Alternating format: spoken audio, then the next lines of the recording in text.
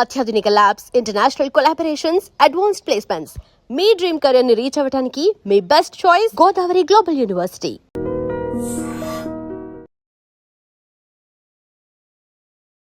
నమస్కారం, welcome to I Dream. నేను మీ విజిత. చాలా మందిలో చూసుకుంటే కరోనా తర్వాత చాలా వయస్సు తక్కువ ఉన్న వాళ్ళలో కూడా గుండె జబ్బులు అనేది ఎక్కువగా చూస్తూ ఉన్నాం. ఎందుకని ఇంత చిన్న వయసులో గుండె జబ్బులు వస్తున్నాయి? అసలు రీజన్ ఏంటి? ఎక్కువగా ఆల్కహాల్, ఆయిల్స్ ఇలాంటివి ఎక్కువగా తీసుకున్న వారిలోనే హార్ట్ అటాక్స్ వచ్చే అవకాశం ఉంటుందా, లేదంటే ప్రతి ఒక్కరిలోనూ గుండె జబ్బు వచ్చే అవకాశం ఉంటుందా? ఇలాంటి మరిన్ని విషయాలు ఇప్పుడు సార్తో మాట్లాడి తెలుసుకుందాం. ప్రస్తుతం నాతో పాటు ఉన్నారు కన్సల్టెంట్ కార్డియాలజిస్ట్ లక్కిరెడ్డి కిరణ్ కుమార్ రెడ్డి గారు. ఇప్పుడు సార్తో మాట్లాడదాం. నమస్కారం సార్. నమస్కారం అండి.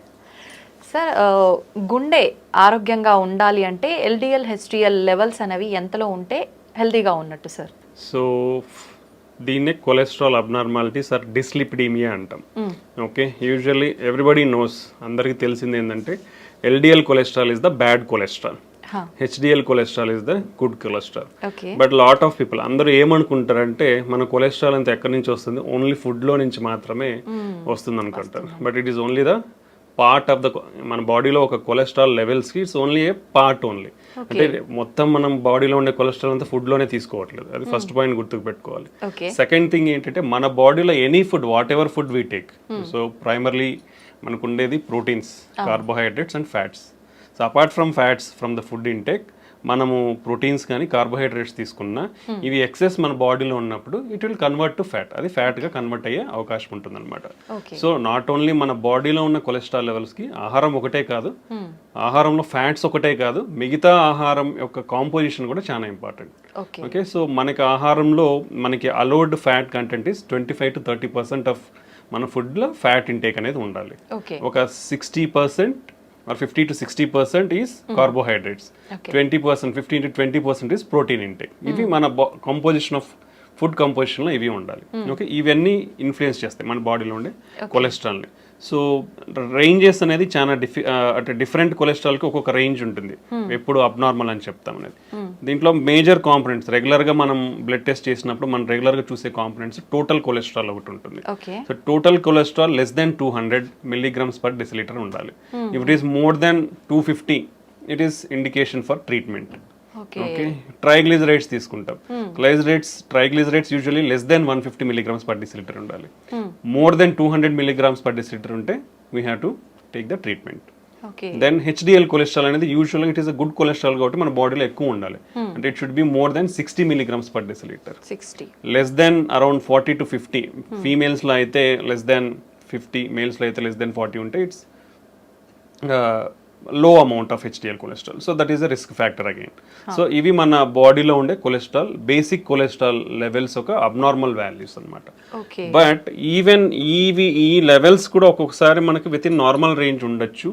ఉండి ఈవెన్ దెన్ పేషెంట్స్ కానీ పీపుల్ హార్ట్ అటాక్ వచ్చే ఛాన్సెస్ ఉండొచ్చు. So there are another component of cholesterol, అంటే సబ్ కాంపోనెంట్స్ ఆఫ్ లిపిడ్స్ అంటాం మనం. లైక్ లైపోప్రోటీన్ ఏ అనేది ఇంపార్టెంట్, అపోలైపోప్రోటీన్స్ అనేవి ఉంటాయి.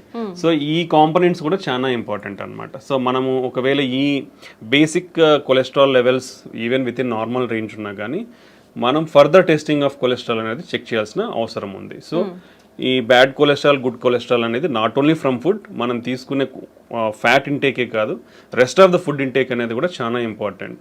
సో మనం తీసుకునే ఫుడ్లో ఈక్వాలిటీ ఆఫ్, అంటే కార్బోహైడ్రేట్స్ ఉండాలి, ప్రోటీన్స్ ఉండాలి, ఫ్యాట్స్ ఉండాలి. సో కొలెస్ట్రాల్ అనేది మన బాడీలో కూడా ప్రొడ్యూస్ అవుతుంది కాబట్టి అసలు కొలెస్ట్రాల్ అంటే ఫ్యాటీ ఫుడ్స్ తీసుకోవద్దా అనేది it's not correct. So your body needs fatty acids. ఎందుకంటే మన ప్రతి body is made up of cells అంటాం. ప్రతి సెల్స్ లో కూడా we are having lipid components. So for integrity of our body we need fats, but it should be in a controlled manner, not in excessive manner అనమాట. So for suppose if you take oily foods, when you take deep fried foods, they are unhealthy. How much amount of oil you have to take? So oil is limitation around 4 teaspoons. 4 teaspoons per person. Okay. So that is the limitation of amount. Daily. So daily intake of this. So you should not take more than that. And second thing is then is what is the reusability of the oil? That is most important. You should not reuse it repeatedly. Fry చేసుకుంటాం అలానే పెడతాం మళ్ళీ reuse, so it should not be done. So ఇది ఒకటి. Third thing ఏంటంటే now all the మార్కెట్లో చాలా వరకు పార్షియల్లీ హైడ్రోజనేటెడ్ రిఫైన్డ్ ఆయిల్స్ అనేవి వస్తుంటాయి. Those are not healthy. So whatever it is cold pressed oils or organic oils ఉంటే those are better. So for fat intake. So these are the cholesterol abnormality levels to consider. Okay, ఎక్కువగా అంటే మనం తీసుకునే foods వల్ల కూడా heart attack వచ్చే chance ఉంటుంది కాబట్టి అటువంటి ఫుడ్స్ ఏంటి సార్ అసలు? బేసికల్లీ బేసికల్లీ ప్రతి ప్రాబ్లమ్కి whatever problem you take now it is it related to lifestyle. What is meant by lifestyle? Two basic components of lifestyle is food and exercise. So in the food, healthy food. So what is healthy food? If you come to heart, what is heart healthy food? So usual ga manaki clinical studies and trials lo prove aina diets patterns anedi konni unnai. One of the important diet pattern is called Mediterranean diet pattern antam. So this is Mediterranean anedi oka sea surrounding areas lo they follow this diet pattern. Vallalo heart problems ne chala takku unnai. So that is why it is recommended to safeguard your heart. Heart హెల్తీగా పెట్టుకోనికి that is usually the recommended diet. దీంట్లో ఏముంటాయి? So basically it's like a pyramid. ఈ pyramid లో base అనేది చాలా పెద్దగా ఉంటుందంటే లార్జ్ అమౌంట్ ఆఫ్ క్వాంటిటీ తీసుకోవాలి. Top of the pyramid small ఉంటుంది కాబట్టి అవి లో అమౌంట్ తీసుకోవాలి. So if you come to the base of the pyramid, first thing is exercise is compulsory in this diet pattern. That everybody has to follow. ఎటువంటి exercise చేయాల్సి ఉంటుంది sir? మనకి guide lines ప్రకారం, American guide lines ప్రకారం 150 minutes of moderate intensity exercise per week. అంటే daily 30 minutes for 5 days. Moderate intensity exercise అంటే కొంచెం walk, brisk walk are mild cycling కానీ మైల్డ్ స్విమ్మింగ్ కానీ ఇలా చేస్తే that amount of exercise for 30 minutes per day is enough. లేదా high intensity exercises అంటాం, that is required only 75 minutes per week. అంటే 20 minutes for 3 days, like 60 to 75 minutes per week. That is enough. So that even with this minimum exercise, you can stay healthy. Like what are the high intensity exercises? Like jogging and running, full length swimming, tennis adam, single person tennis adam. Ivanni kuda high intensity exercises. Along with that, for 3 days a week, a minimum time like 15 to 20 minutes of strengthening exercises. That also will have a positive impact on our heart health anamata. So these are the exercise recommendations for one person to follow.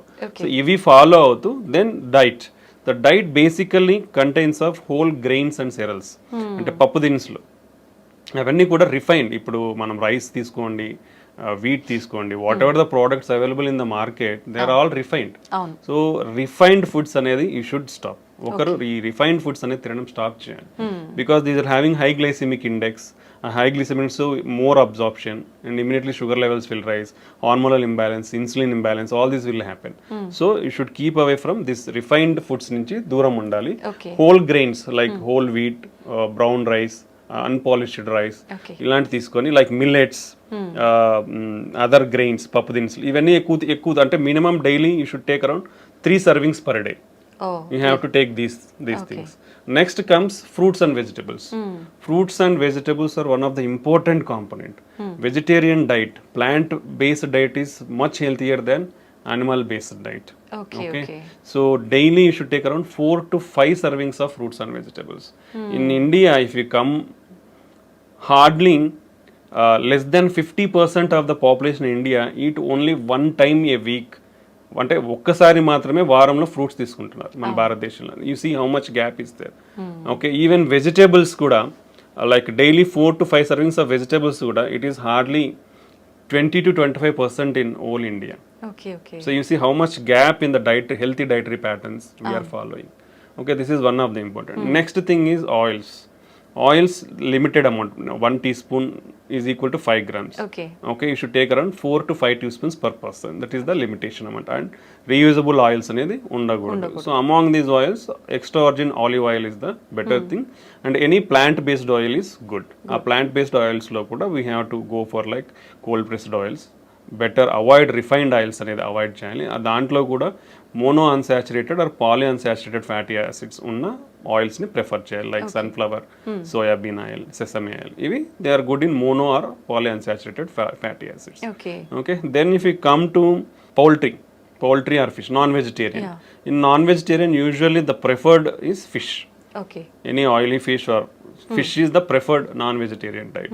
Apart from that, poultry, chicken doesn't have any harmful effects on the heart, so you can take a chicken. That also like 2 to 3 servings per week, not more than that. Okay Then if you come to dairy products, dairy also 1 or 2 times a day you can take dairy products. Then on the top, which is the minimal amount, like hardly once in a month okay or even less than that, all the processed foods and the red meat. The red meat comes like mutton, lamb, sheep, pork, beef. All this comes under red meat. So it is not advisable to take all these things.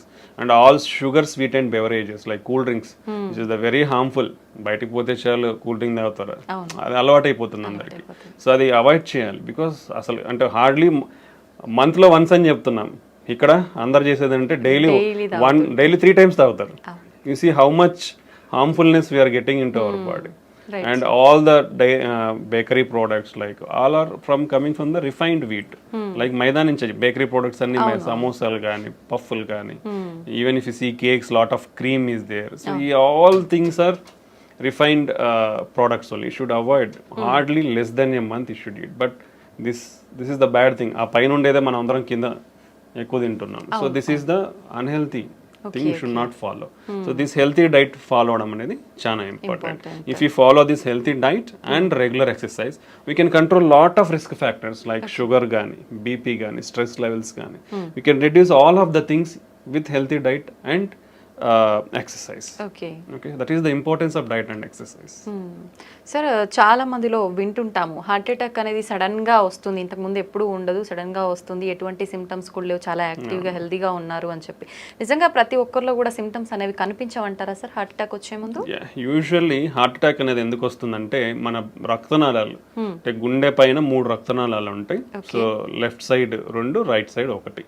ఇది vital, మన heart pumping కి మన heart కూడా blood supply అవ్వాలి. మన heart ఏం చేస్తుంది, మన బాడీకి బ్లడ్ సప్లై చేస్తుంది. బట్ హార్ట్కి కూడా బ్లడ్ సప్లై కావాలంటే ఆ రక్తనాళాల ద్వారా బ్లడ్ అందాలి. ఓకే, సో ఆ రక్తనాళాలలో లోపల అంటే మనం ఇది ట్యూబ్ అనుకుంటే ఈ లోపల ఇన్నర్ లైనింగ్ లో మనకి ప్రాబ్లం అంతా స్టార్ట్ అయ్యింది.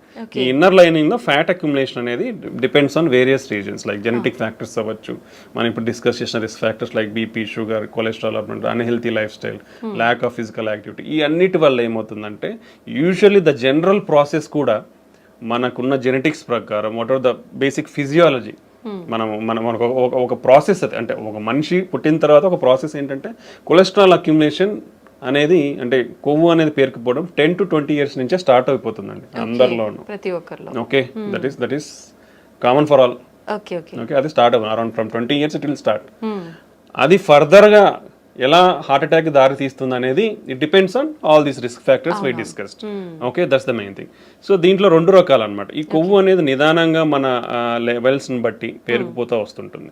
సో 10% ఉండొచ్చు, 20%, 50%, 70%. If it is more than 70% block ఉంటే మనకి గుండెకి అనేది రక్తం అనేది సరిగా అందక మన హార్ట్ అనేది స్ట్రెస్కు గురి అవుతుంది.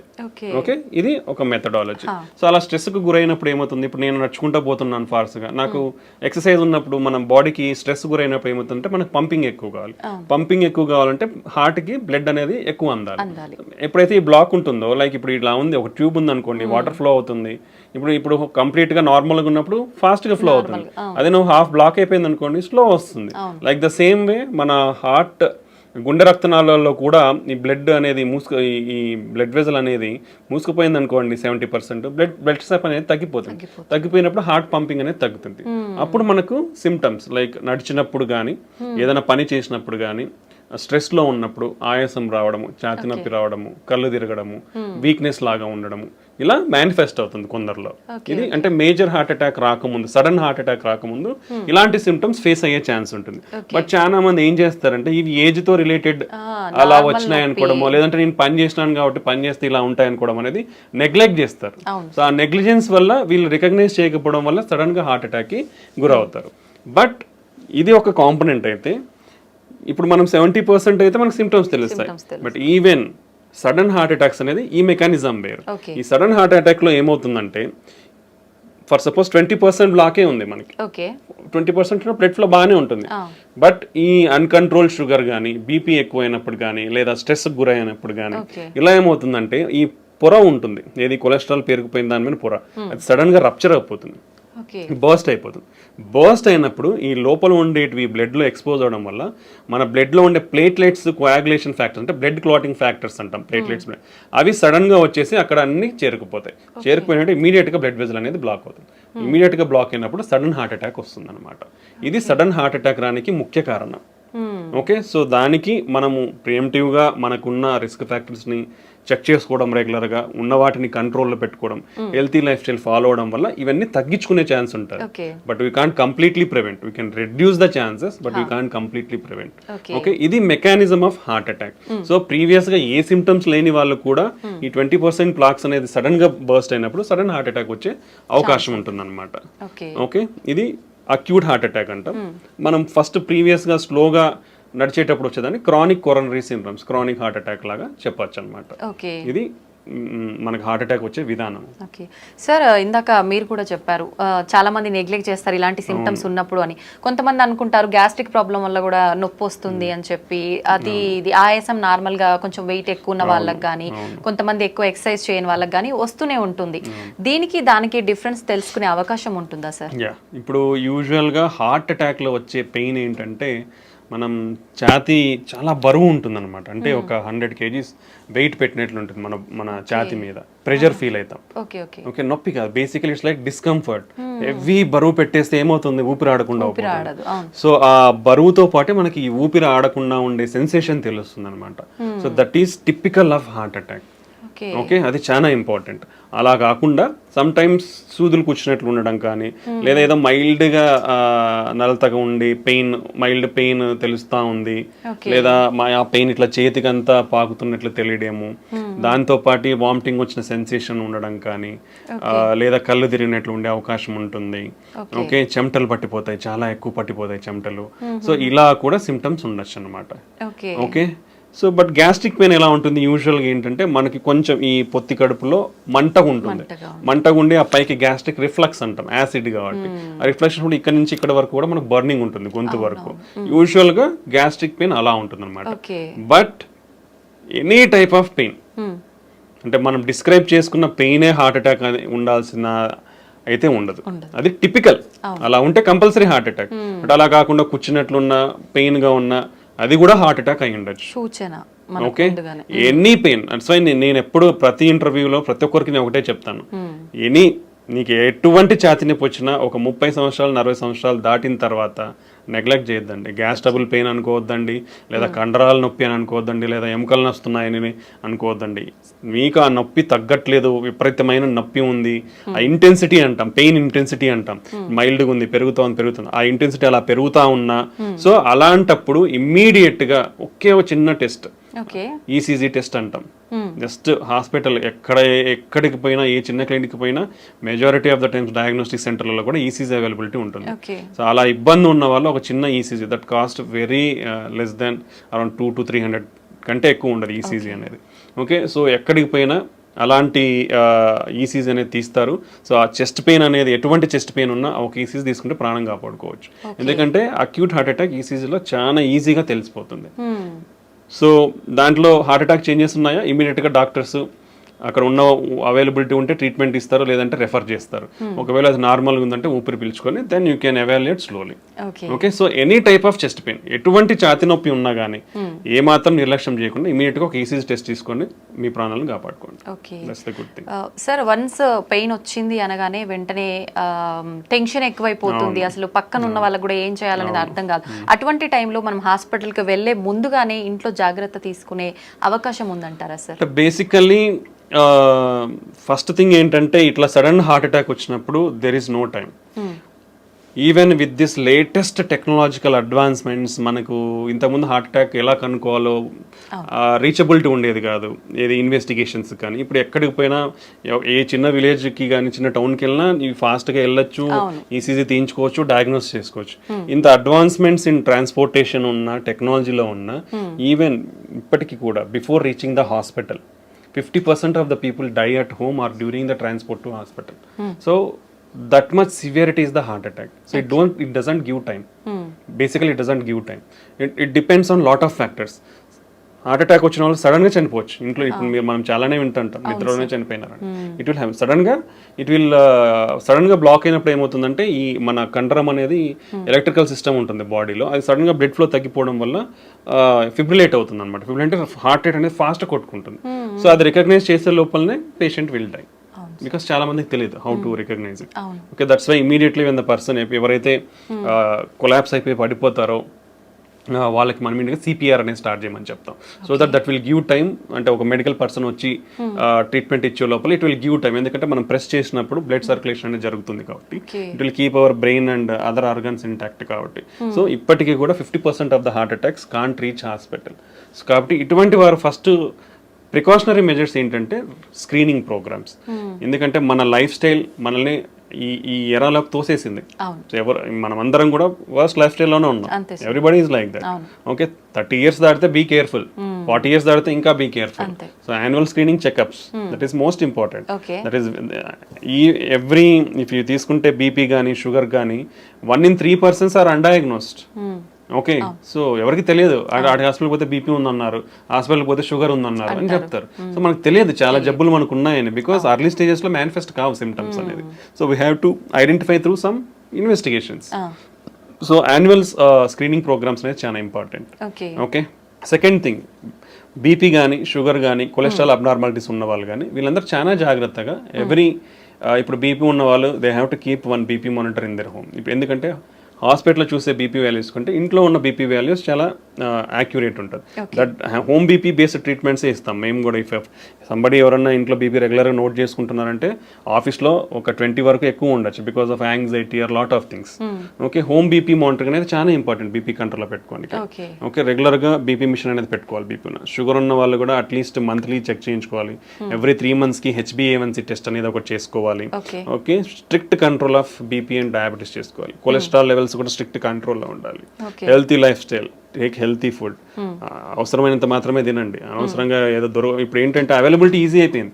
If you see some 30 years back people are dying from malnutrition. Food కానీ ఇవన్నీ అందక చనిపోయేవాళ్ళు. బట్ ఇప్పుడు అంతా బికాస్ మాల్ న్యూట్రిషన్ వల్ల ఫుడ్ వల్ల ఇట్లా అయిపోతున్నారని గవర్నమెంట్స్ అన్ని ఏం చేశారంటే policies easy availability of food చేసేసాయి. లైక్ ఫ్రీ పథకాలు కానీ అంటే చాలా ప్రొవిజన్స్ ఇచ్చేసారు.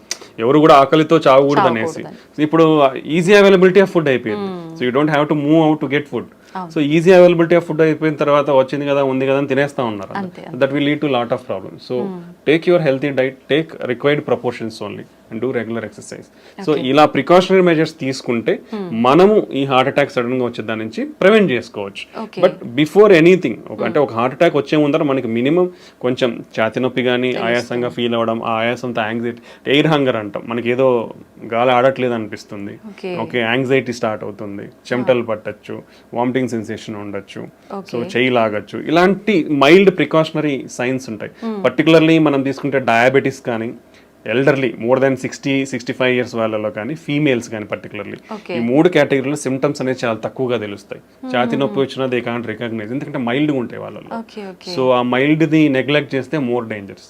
So particularly females, elderly people more than 60-65 years and diabetes ఉన్న వాళ్ళు ఎంత మైల్డ్ సిమ్టమ్ ఉన్నా ఇమీడియట్గా they should go to hospital and evaluate. దాన్ని సరి చేసుకుంటే మనము అర్లీగా రికగ్నైజ్ చేసుకొని విల్ ప్రివెంట్ ఫర్దర్ కాంప్లికేషన్స్. ఇవి మనకు హార్ట్ అటాక్ ముందు వచ్చే precautionary science. Okay sir, alcohol తీసుకునే వారికి హార్ట్ అటాక్ వచ్చే అవకాశం ఎంత వరకు ఉంటుంది సార్? అది ప్రమాదకరమైంది అంటారా? కంపల్సరీ వస్తుందండి. ప్రీవియస్గా ఏమైందంటే lot of studies I think జెంట్స్లో ఒక డైలీ ఒక 2 drinks కానీ, 2 drinks అంటే బాటిల్స్ కాదు, there is some limit of, అంటే ఒక బీర్ తీసుకుంటే 300 ml, or if you take wine 150 ml, or if you take alcohol like whisky 40% alcohol తీసుకుంటే ఒక 40 ml అట్లా ఉండేటివి. Like 2 drinks per day for men and 1 drink per day for women అనేది. But all the recent guidelines for the past 2 years మనకు వచ్చిన clinical trials and studies, what ever alcohol you take it is risky only.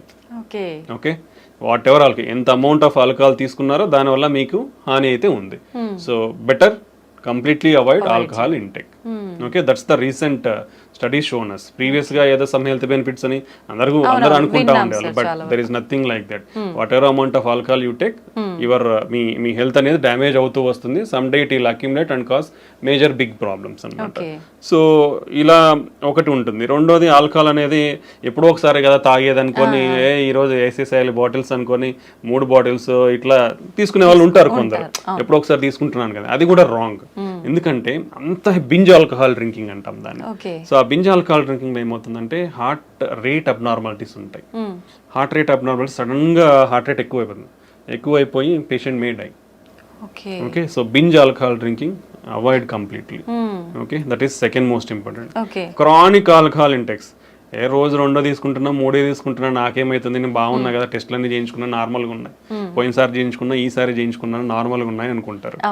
But some day your heart is going to fail. So alcoholic cardiomyopathy అంటాం.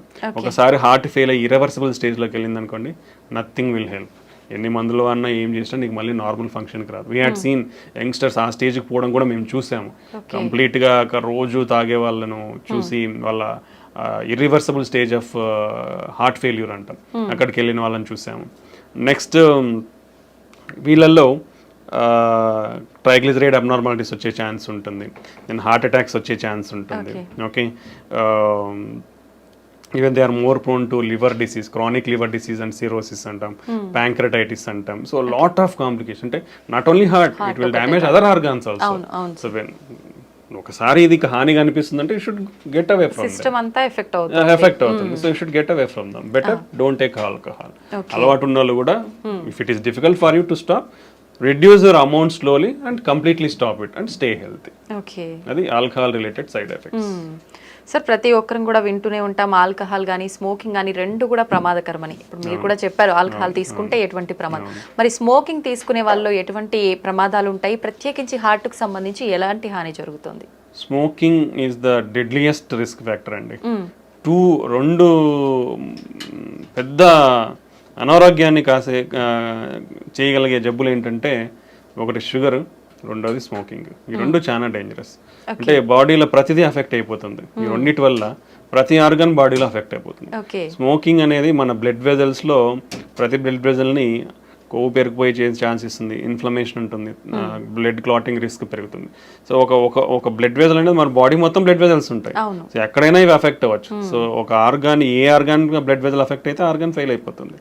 And particularly smoking will cause every type of cancer. మనకు తెలిసిందే, oral cancer, okay, lung cancer, oesophageal cancer, pancreatic cancer, colon cancer అన్నీ వస్తాయి స్మోకింగ్తో. Okay, and heart definitely smoking heart అటాక్స్కి one of the biggest cause. Smoking వల్ల ప్రపంచంలో సంవత్సరానికి 1 billion people are dying. ఇండియాలో 1 million people are dying because of smoking. Almost 30% of the Indians are smokers. Okay, ఇది మన statistics. So that much serious side effects ఉన్నప్పుడు you should completely stop it. Usually governments కూడా they are not able to ban because of, I don't know, lot of reasons, but they are bringing lot of strict regulatory measures. Every pack మీద completely avoid smoking అనేది definitely ఉంటుంది. Everywhere they display, even in public places like theaters, they are displaying stop smoking and they are showing the consequences of చూపిస్తున్నారు. Brain stroke, cancers, heart attacks, emphysema, lung problems, ఆయాసం రావడము. So what not, every organ is getting affected. So completely stop smoking. It is dangerous. Smoking అంటే మనం smoking చేయడమే కదండి, మీరు ఇప్పుడు నీ చుట్టుపక్కల వాళ్ళు కూడా అఫెక్ట్ అవుతారు. ఇఫ్ సంబడీ స్మోకింగ్, చుట్టుపక్కల వాళ్ళు ఒక 10 మంది ఉంటే వాళ్ళు 10 మంది కూడా అఫెక్ట్ అవుతారు. That is called as second hand smoke అంటాం. సార్ స్మోక్ చేసిన వాళ్ళకంటే ఎక్కువ పక్క వాళ్ళకే ఎక్కువ ఎఫెక్ట్ అయ్యే ఎక్కువ అనేది లేదు, కానీ ఎక్కువ అని చెప్పలేము. స్మోక్ చేసే వాళ్ళు ఎంత అఫెక్ట్ అవుతారో, సెకండ్ హ్యాండ్ స్మోక్ అంటే పక్కన తాకుండా పీల్చుకునే వాళ్ళు కూడా అఫెక్ట్ అవుతారు. So it can be seen in both females లో, కానీ మనము పెద్దవాళ్ళలో అయితే వాళ్ళకి గుండె జబ్బులు రావచ్చు, బ్రెయిన్ స్ట్రోక్ రావచ్చు, ఊపిరితిత్తుల ప్రాబ్లమ్స్ ఇవన్నీ వచ్చు. చిన్నపిల్లల్లో కూడా వాళ్ళకి ఊపిరితిత్తుల ప్రాబ్లమ్స్, రికరెంట్ రెస్పిరేటరీ ట్రాక్ట్ ఊపిరితిత్తుల infections, or upper respiratory tract infections, low birth weight, ఇలా చాలా కారణాలు ఉండే అవకాశం. సో ఒక ఫ్యామిలీలో మీరు ఇంట్లోనే తాగుతున్నారంటే మీ వైఫ్ అఫెక్ట్ అవుతుంది, మీ పిల్లలు ఇబ్బంది అవుతారు. ఓకే, ఆల్వేస్ రిమెంబర్, ఒక సిగరెట్ తాగే మనిషి నేనేదో తాగుతున్నా నా ఆరోగ్యం పాడైపోతుంది అని అయితే ఎప్పటికీ అనుకోవద్దండి. మీ ఆరోగ్యం కూడా ఆరోగ్యమే కాబట్టి స్టాప్ చేయండి. మీ ఆరోగ్యంతో పాటు మీరు స్మోక్ చేయడం వల్ల పక్కన వాళ్ళ ఆరోగ్యాన్ని కూడా నాశనం చేస్తున్నారు. సో పక్కన వాళ్ళు కూడా కొంచెం ఇనిషియేటివ్ తీసుకొని అలా ఎవరైనా చేసినప్పుడు వాళ్ళకి చెప్తే వాళ్ళు అట్లీస్ట్ పోయి పక్కకు పోయినా తాగేస్తారు, లేదంటే మానేయమన్నా మానేస్తారు అప్పుడు. Okay, so and you should encourage smokers.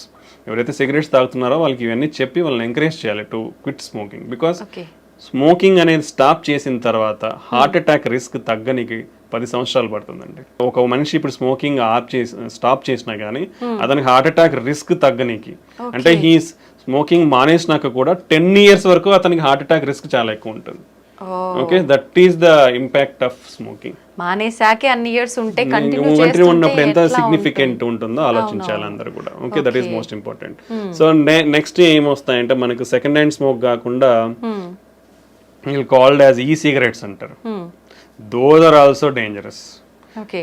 Smoking related anything like e cigarettes, దాంట్లో నికోటిన్ ఉండదు, but still lot of studies even in US studies also showed even if somebody advertise that non nicotine cigarettes ఉన్నా కానీ దాంట్లో కూడా nicotine ఉంటుంది.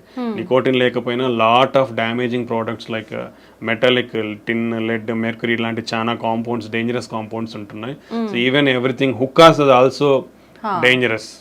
E-cigarettes, hookahs, everything is dangerous. So completely avoid all those products and stay healthy. Okay sir, చాలా మంది pan, gutka ఇలాంటివి ఎక్కువగా తీసుకుంటూనే ఉంటారు నాన్ స్టాప్ గా, ఎక్కడ పడితే అక్కడ ఉమ్మేస్తూ ఉంటారు. అలాంటి వాళ్ళకి కూడా గుండె జబ్బులు వచ్చే అవకాశం ఉంటుంది? డెఫినెట్లీ వస్తాయండి. పాన్, గుట్కా అనేది కూడా ఏముంది, పొగాకే కదా. పొగాకు పీల్చినా నమిలినా అంతా లోపలికే పోతుంది, బ్లడ్ లోకే అబ్జర్వ్ అవుతుంది.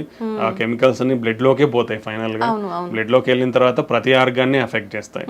సో స్మోకింగ్ అయితే ఎంత డేంజరస్, గుట్కా, పాన్ ఇలాంటివి కూడా అదే రేంజ్లో డేంజరస్. సో దానివల్ల పర్టికులర్లీ మోర్ ఏంటంటే మౌత్ క్యాన్సర్స్, ఓరల్ క్యాన్సర్స్ ఎక్కువ ఉంటాయి. ఎందుకంటే డైరెక్ట్లీ ఇట్ ఈస్ ఈ ఏరియాలో అఫెక్ట్ అవుతుంది కాబట్టి. బట్ బ్లడ్ లో కూడా అబ్జర్వ్ అయిపోయి ఆ కాంపౌండ్స్ అన్ని it is also cause heart attacks and brain strokes. So that also too dangerous. Completely avoid all these things. Sir, cardiac arrest అంటూ ఉంటారు. హార్ట్ అటాక్ కి దానికి మధ్య డిఫరెన్స్ ఏమైనా ఉందా సార్? రెండు ఒకటేనా? రెండు డిఫరెంట్ అండి. Okay, this is very important. Heart attack అంటే మనం ఆల్రెడీ మాట్లాడుకున్నాం. అంటే మన గుండె రక్తనాళాలలో బ్లాక్స్ వస్తే ఆ బ్లాక్ వల్ల బ్లడ్ సప్లై సడన్ గా ఆగిపోయి హార్ట్ మజిల్ అనేది సడన్ గా వీక్ అవుతుంది. దాన్ని హార్ట్ అటాక్ అంటాం. ఓకే, కార్డియాక్ అరెస్ట్ అంటే గుండె కొట్టుకునేది సడన్ గా ఆగిపోవడం. అంటే ఇప్పుడు హార్ట్ అటాక్ వచ్చినప్పుడు గుండె కొట్టుకుంటుంది, but some part of the ఏ పార్ట్ కి బ్లడ్ వెజల్ అఫెక్ట్ అయ్యి బ్లడ్ సప్లై తగ్గిందో ఆ పార్ట్ అనేది పనిచేయదు, రెస్ట్ ఆఫ్ ద గుండె కొట్టుకుంటుంది. బట్ హార్ట్ అటాక్ లో కూడా ఇలా జరగడం వల్ల సడన్ గా గుండె ఆగిపోయే ప్రమాదం అనేది ఉంటుంది. బట్ సడన్ కార్డియాక్ అరెస్ట్ అంటే సడన్ గా there are lot of reasons. Sudden గా గుండె ఆగిపోవడానికి చాలా కారణాలు ఉంటాయి. సడన్ గా గుండె అనేది కొట్టుకోవడం ఆగిపోతుంది. సో దాన్ని సడన్ కార్డియాక్ అరెస్ట్ అంటాం. So one of the reasons heart attack ఒకటి కారణము. దెన్ ఎలక్ట్రికల్ అబ్నార్మాలిటీస్ అంటాం, అరిథ్మియాస్ అంటాం, హై హార్ట్ రేట్ అబ్నార్మాలిటీస్. అలా హై హార్ట్ రేట్ ఉన్నప్పుడు గుండె, ఇప్పుడు నార్మల్గా మన గుండె 60 నుంచి 90 వరకు ఇలా కొట్టుకుంటుంది. ఓకే, ఇప్పుడు సడన్ గా 200-250 నిమిషాన్ని కొట్టుకుంది అనుకోండి, మీకు కదులుతున్నట్టు తెలుస్తుందా? జస్ట్ ఫింగర్స్ మూమెంట్స్ తెలుస్తున్నాయి, బట్ ఇలా కొట్టుకుంటేనే కదా బ్లడ్ అంది. ఇలా కొట్టుకున్నప్పుడు ఏమవుతుంది, బ్లడ్ అందదు. So it looks like heart has been stopped. So cardiac arrest. Okay, then infections, cardiomyopathies అంటాం. సో జెనెటిక్ ఉంటాయి చాలా కూడా కొన్ని. Okay, like hypertrophic cardiomyopathy, arrhythmic cardiomyopathies ఉంటాయి. కొన్ని ఛానలోపతీస్ అంటాం, అంటే మన బేసిక్ మాలిక్యులర్ లెవెల్లో కొన్ని ఛానల్స్ ఉంటాయి మన ఫంక్షన్స్ కానీ. So long QT syndrome, short QT syndrome, Brugada syndrome, ఇట్లా లాట్ ఆఫ్ థింగ్స్ ఉంటాయి అన్నమాట. Even like drug abuse will cause sudden heart attacks, sudden cardiac arrest, excessive alcohol cause sudden cardiac arrest. So ఇలా చాలా కారణాలు ఉంటాయి sudden cardiac arrest కావడానికి. So heart attack అనేది blood supply తగ్గిపోవడం వల్ల వచ్చేదాన్ని హార్ట్ అటాక్ అంటాం. కార్డియాక్ అరెస్ట్ అనేది సడన్ గా గుండె ఆగిపోతుంది అంతే. ఆ గుండె ఆగిపోయినప్పుడు ఎవరైనా చేయగలిగేదంటే సిపిఆర్ చేయాలి. అది ప్రతి ఒక్కరూ నేర్చుకోవాలి. ఎందుకంటే సంబడి మీకు ఆ సిపిఆర్ అనేది తెలిస్తే అట్లీస్ట్ మీరు మనం అంటే throughout your life span you can save one life. అది కంపల్సరీ ఎవ్రీబడి, అంటే చదువులేని వాళ్ళు కూడా నేర్చుకోవచ్చు. అది it's not a big science కానీ నాలెడ్జ్ కానీ ఏం లేదు. అదేంటి just need a simple training. So everybody ఆ ట్రైనింగ్ని కూడా తీసుకోవచ్చు. Lot of online programmes, hospitals are offering CPR programmes. CPR training అనేది తీసుకుంటే సండే అంటే అట్లీస్ట్ మనకు ఛాన్స్ దొరికినప్పుడు అవసరంలో ఉన్న వాళ్ళకి మనము ఆ సిపిఆర్ ఇచ్చి కాపాడగలిగే వాళ్ళం అవుతాం అనమాట. ఓకే సార్, మీరు చెప్పారు షుగర్ ఉన్న వాళ్ళలో కూడా ఎక్కువగా హార్ట్ అటాక్ వచ్చే అవకాశం ఉంటుంది అని చెప్పి. కొంతమందిలో షుగర్ ఉంటుంది బట్ కంట్రోల్లోనే టాబ్లెట్స్ వాడుతుంటారు, దాని తగ్గ డైట్ కంట్రోల్లో ఉంటుంది. అలాంటి వాళ్ళలో కూడా హార్ట్ అటాక్ వచ్చే ఛాన్స్ ఉంటుందా? యూజువల్గా అన్కంట్రోల్డ్ షుగర్స్ వాళ్ళకి very high risk. But even diabetes under కంట్రోల్లో ఉన్న వాళ్ళకి కూడా వచ్చే ఛాన్స్ ఉంటుంది. ఎందుకంటే so by the time in literally in our country 80% of the people are having diabetes. Okay, and less than 50% are not under control. So uncontrol sugars అనేది చాలా ఎక్కువ. ఓకే, అండ్ షుగర్ ఉన్న వాళ్ళలో షుగర్ ప్రాబ్లం ఒకటే ఉండదండి. BP ఉంటుంది, cholesterol abnormalities ఉంటుంది, kidney problems ఉండే ఛాన్స్ ఉంటుంది. సో మల్టిపుల్ ప్రాబ్లమ్స్ ఉంటాయి. ఇలా మల్టిపుల్ ప్రాబ్లమ్స్ ఉన్నప్పుడు one of the factor will affect. So even when your blood sugar is there, still chances of getting. And చాలా మందికి షుగర్స్లో మేము డయాబెటిక్స్లో ఏంటంటే మేము యాంజియోగ్రామ్స్ చేసినప్పుడు చూస్తాం. ఎందుకంటే వాళ్ళు ఆయాసం రావడమో లేదంటే ఛాతీ నొప్పి వస్తుందని నడిస్తే ఛాతీ నొప్పి వస్తుంది రావడమో జరుగుతూ ఉంటుంది మెజారిటీ. సో వాళ్ళలో యూజువల్గా there are different specific type of blocks ఉంటాయి. అంటే పైనుంచి కింది వరకు బ్లడ్ వెజల్స్ అన్ని సన్నగా అయిపోతాయి. By the time you start treatment, మీరు ట్రీట్మెంట్ స్టార్ట్ చేసే టైంకి కానీ లేదా కంట్రోల్ అయ్యే టైంకి జరగాల్సిన డ్యామేజ్ జరిగిపోయి ఉంటుంది. ఇప్పుడు మీరు కంట్రోల్ అవ్వకముందు షుగర్ కంట్రోల్ అయ్యే లోపలనే మీకు 60% 70% బ్లాక్స్ ఉన్నాయనుకోండి, చిన్న ఈవెంట్ చాలు ఫ్యూచర్లో. అంటే షుగర్ కంట్రోల్లో ఉన్న, బీపీ పెరిగినా లేదంటే స్ట్రెస్లో ఉన్నా లేదంటే ఒక ఇన్ఫెక్షన్ వచ్చినా, హార్ట్ రేట్ పెరిగిపోయినా, ఇట్లా ఏదో ఒక ఫ్యాక్టర్ వచ్చినా హార్ట్ అటాక్ కానీ వచ్చే అవకాశం ఉంటుంది అనమాట. సో షుగర్ కంట్రోల్ తో పాటు healthy life style and other risk factors ఏమన్నా ఉంటే అవి కంట్రోల్లో పెట్టుకుంటే తక్కువ ఛాన్స్ ఉంటుంది. అంటే అందరికీ అలానే ఉంటుందని చెప్పలేం. షుగర్ ఉన్న వాళ్ళల్లో నార్మల్ వెజల్స్ కూడా ఉండే ఛాన్స్ ఉంటుంది. అంటే స్ట్రిక్ట్ కంట్రోల్, అంటే ఇనిషియల్గానే ఫస్ట్ నుంచి స్ట్రిక్ట్ కంట్రోల్ ఉండాలి. అంటే కొన్ని ఇయర్స్ అంతా కంట్రోల్లో లేకుండా ఫైనల్గా కంట్రోల్ అయ్యింది కదా అనుకుంటే ముందంతా డ్యామేజ్ జరిగిపోయి ఉంటుంది. వెన్నెవర్ మీకు షుగర్ ఉందని తెలిసినప్పటి నుంచి మీరు స్ట్రిక్ట్ కంట్రోల్లో పెట్టుకోవాలి. ఇప్పుడు కంట్రోల్ అయింది, చాలా మంది ఒక క్వశ్చన్ కూడా అడుగుతుంటారు, సార్ షుగర్ టాబ్లెట్స్ వాడుతున్నాం కంట్రోల్ అయింది కదా, టాబ్లెట్స్ తగ్గిస్తారా అని. మీరు టాబ్లెట్స్ తీసుకుంటున్నారు కాబట్టి కంట్రోల్లో ఉంది.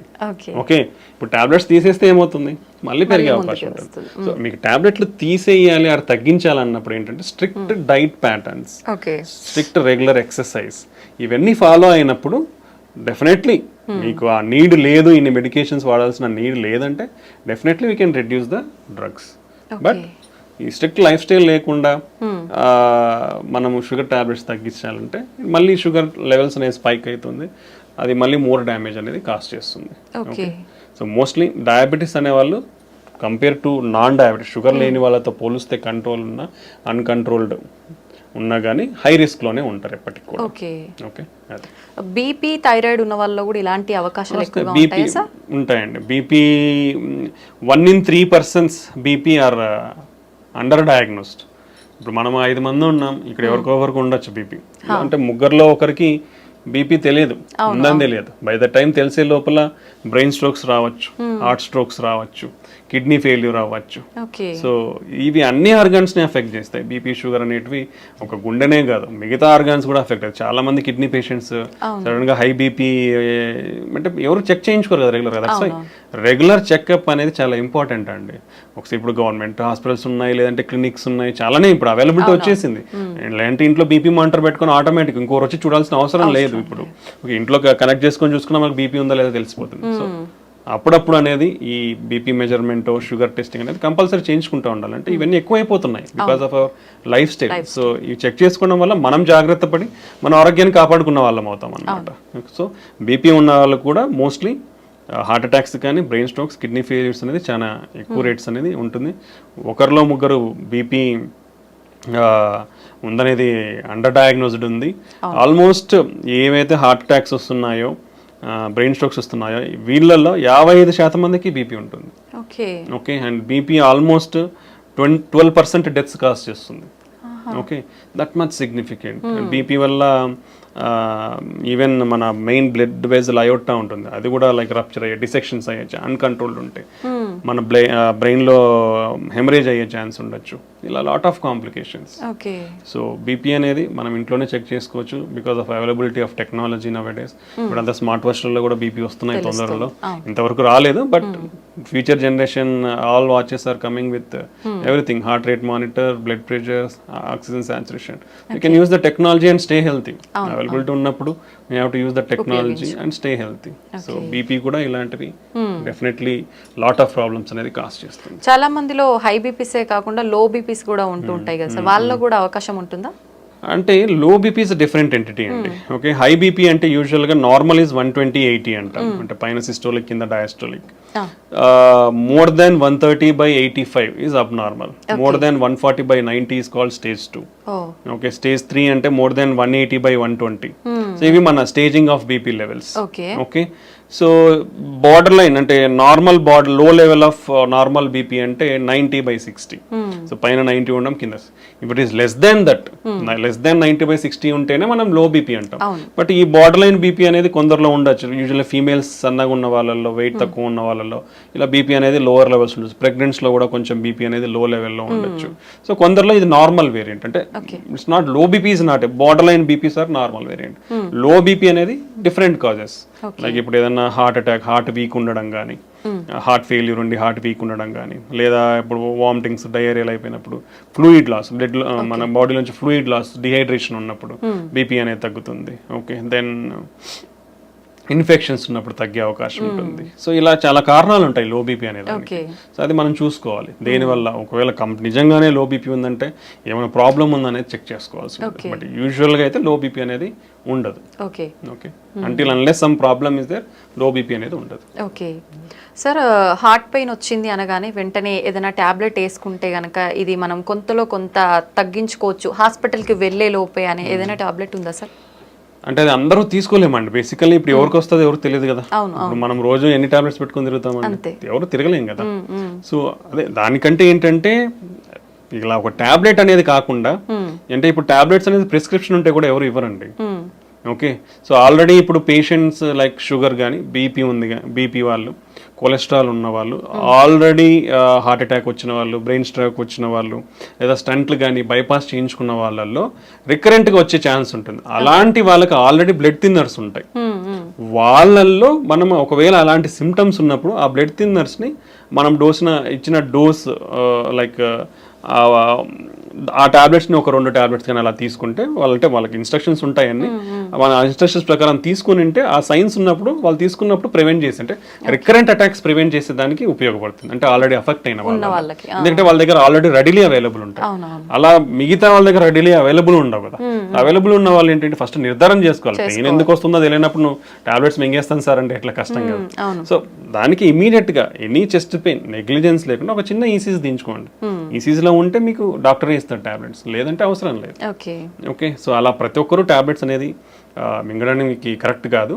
యూజువల్గా ఏంటంటే మనకి ఇలా రిస్క్ ఫ్యాక్టర్స్ ఉన్న వాళ్ళల్లో we'll having scoring systems. Okay, వాళ్ళ రిస్క్ని ఎవాల్యుయేట్ చేసే స్కోరింగ్ సిస్టమ్స్ ఉంటాయి మనకి. So like intermediate to high risk అంటాం.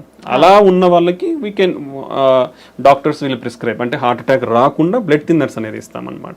సో అలాంటి వాళ్ళ దగ్గర ఉన్నప్పుడు వాళ్ళు తీసుకోవచ్చు, నాట్ ఎవ్రీబడి. సార్, ప్రత్యేకంగా లేడీస్ విషయానికి వస్తే హార్ట్ అటాక్ రావడానికి ఇవి రీజన్స్ అని చెప్పొచ్చే రీజన్స్ ఏమైనా ఉన్నాయా? అంటే usually ladies are underrepresented అండి. లాట్ ఆఫ్ క్లినికల్ ట్రయల్స్ లో చూసుకుంటే ఎక్కువ మంది జెంట్స్ లోనే ఎవాల్యుయేట్ చేసిన, ఫీమేల్స్ ని evaluate. So there is lot of discrepancy in the data also. అంటే వీళ్ళని ఎక్కువ రిప్రజెంట్ చేసినారు కాబట్టి వీళ్ళని ఎక్కువ, వీళ్ళని రిప్రజెంట్ చేయలేదు కాబట్టి తక్కువ అన్నట్లు ఉంటుంది. బట్ ఫీమేల్స్ కి మేల్స్ ఆల్ ఈక్వల్లీ ఇద్దరు కూడా హార్ట్ అటాక్ రావడానికి సమానమైన ఛాన్సెస్ ఉంటాయి. సో వీళ్ళ అంటే బీపీ, షుగర్, కొలెస్ట్రాల్ ఇవన్నీ కూడా యాజ్ జెంట్స్ ఫీమేల్స్ సేమ్ రిస్కే ఉంటుంది. బట్ ఫీమేల్స్ లో తీసుకుంటే like they are more prone to some special category. అంటే మన వెజల్స్ అనేది మెయిన్ వెజల్స్ అంటే మైక్రో వెజల్ అంటాం, కింద దాని చివర్లో వచ్చేది మైక్రో వెజల్. ఈ మైక్రో వాస్కులేచర్ అబ్స్ట్రక్షన్స్ కొంచెం ఫీమేల్స్ లో ఎక్కువ ఉంటుంది. That is the first point. రెండోది females are more sensitive, like called vasospasm అంటే వెజల్ ఉండేది సడన్ గా ముడుచుకుపోతుంది. ఇలా స్పాజమ్ కి females are more prone. Emotionally also called emotional heart syndrome కూడా ఉంటుంది మనకి, సాకోసోబో సిండ్రోమ్ అంటాం. అంటే సడన్ ఎమోషనల్లీ అయినారనుకోండి సడన్ గా హార్ట్ అటాక్ లాగా ప్రజెంట్ అయ్యే ఛాన్స్ ఉంటుంది. అది more in females. And sometimes spontaneous coronary artery dissection అంటాం. అంటే మన బ్లడ్ వెజల్ సడన్ గా ఇట్లా కోత రావడం అనమాట. అలా కోత వచ్చినప్పుడు బ్లడ్ ఫ్లో తగ్గిపోతుంది, హార్ట్ అటాక్ లాగా ప్రజెంట్ అయ్యే ఛాన్స్ ఉంటుంది. సో అలా ఫీమేల్స్ లో కొంచెం ఎక్కువ వచ్చే అవకాశం ఉంటుంది. And then like post menopause hormonal disturbances వల్ల కూడా కొంచెం హార్మోనల్ చేంజెస్ అన్ని జరిగి కొంచెం హార్ట్ అటాక్స్ ఎక్కువ వచ్చే అవకాశం ఉండొచ్చు. And second thing underrepresentation. నేను అదే చెప్పాను కదా, అంటే they are neglected a bit usually in the society. Previously, right now everything is changing, is going in equality.